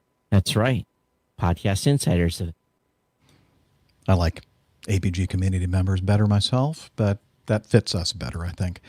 Good assessment, though, Jeff, of the community you've built and how valuable it is. Well, it's. I don't want that. I just want to acknowledge the fact that and we've said it so many times on this show. It's fun doing this show, but and when it started, it was just a show, and then slowly a community kind of got built around it, and now it's really the community, and it's the 5-6 of us every week, our excuse to get together and talk about aviation and other stuff, because we're here just to kind of facilitate this amazing community. And that's how, and it's an important thing. And I just wanted to kind of share that with everyone listening to the show, that we have really something very special here on this podcast. The amount of interaction that we get on this podcast, whether it be other aviation podcasts or podcasts in general, is quite something. I'll just say that. Yeah, so I think it's unique, and it's kudos to all of you out there who are listeners and who contribute and are here in the chat room and come to meetups and are just enthusiastic about it. We really appreciate it. Yes. So thank you, all of you listening, for giving all of us here on the crew an excuse to keep coming back every week to try to entertain you and give you some kind of content. I guess infotainment maybe would be the best way to describe what we try to do every week. We try to give you some info. We try to shoot for that 50% level. We don't always get there, but we shoot for it. And but mostly it's like whether we get there or not, it's just sharing with you and hearing from you, and also just trying to be as entertaining as possible. So thank you, everyone, for that. So with that, I think that if you want to learn more about the show, you can head over to the website, airlinepilotguy.com. And we're also on the social meds.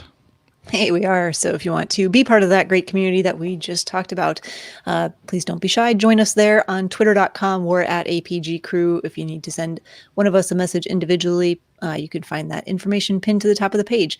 Also head over to facebook.com/airlinepilotguy. Lots of folks from the community sharing different news, aviation stories, or just general thoughts.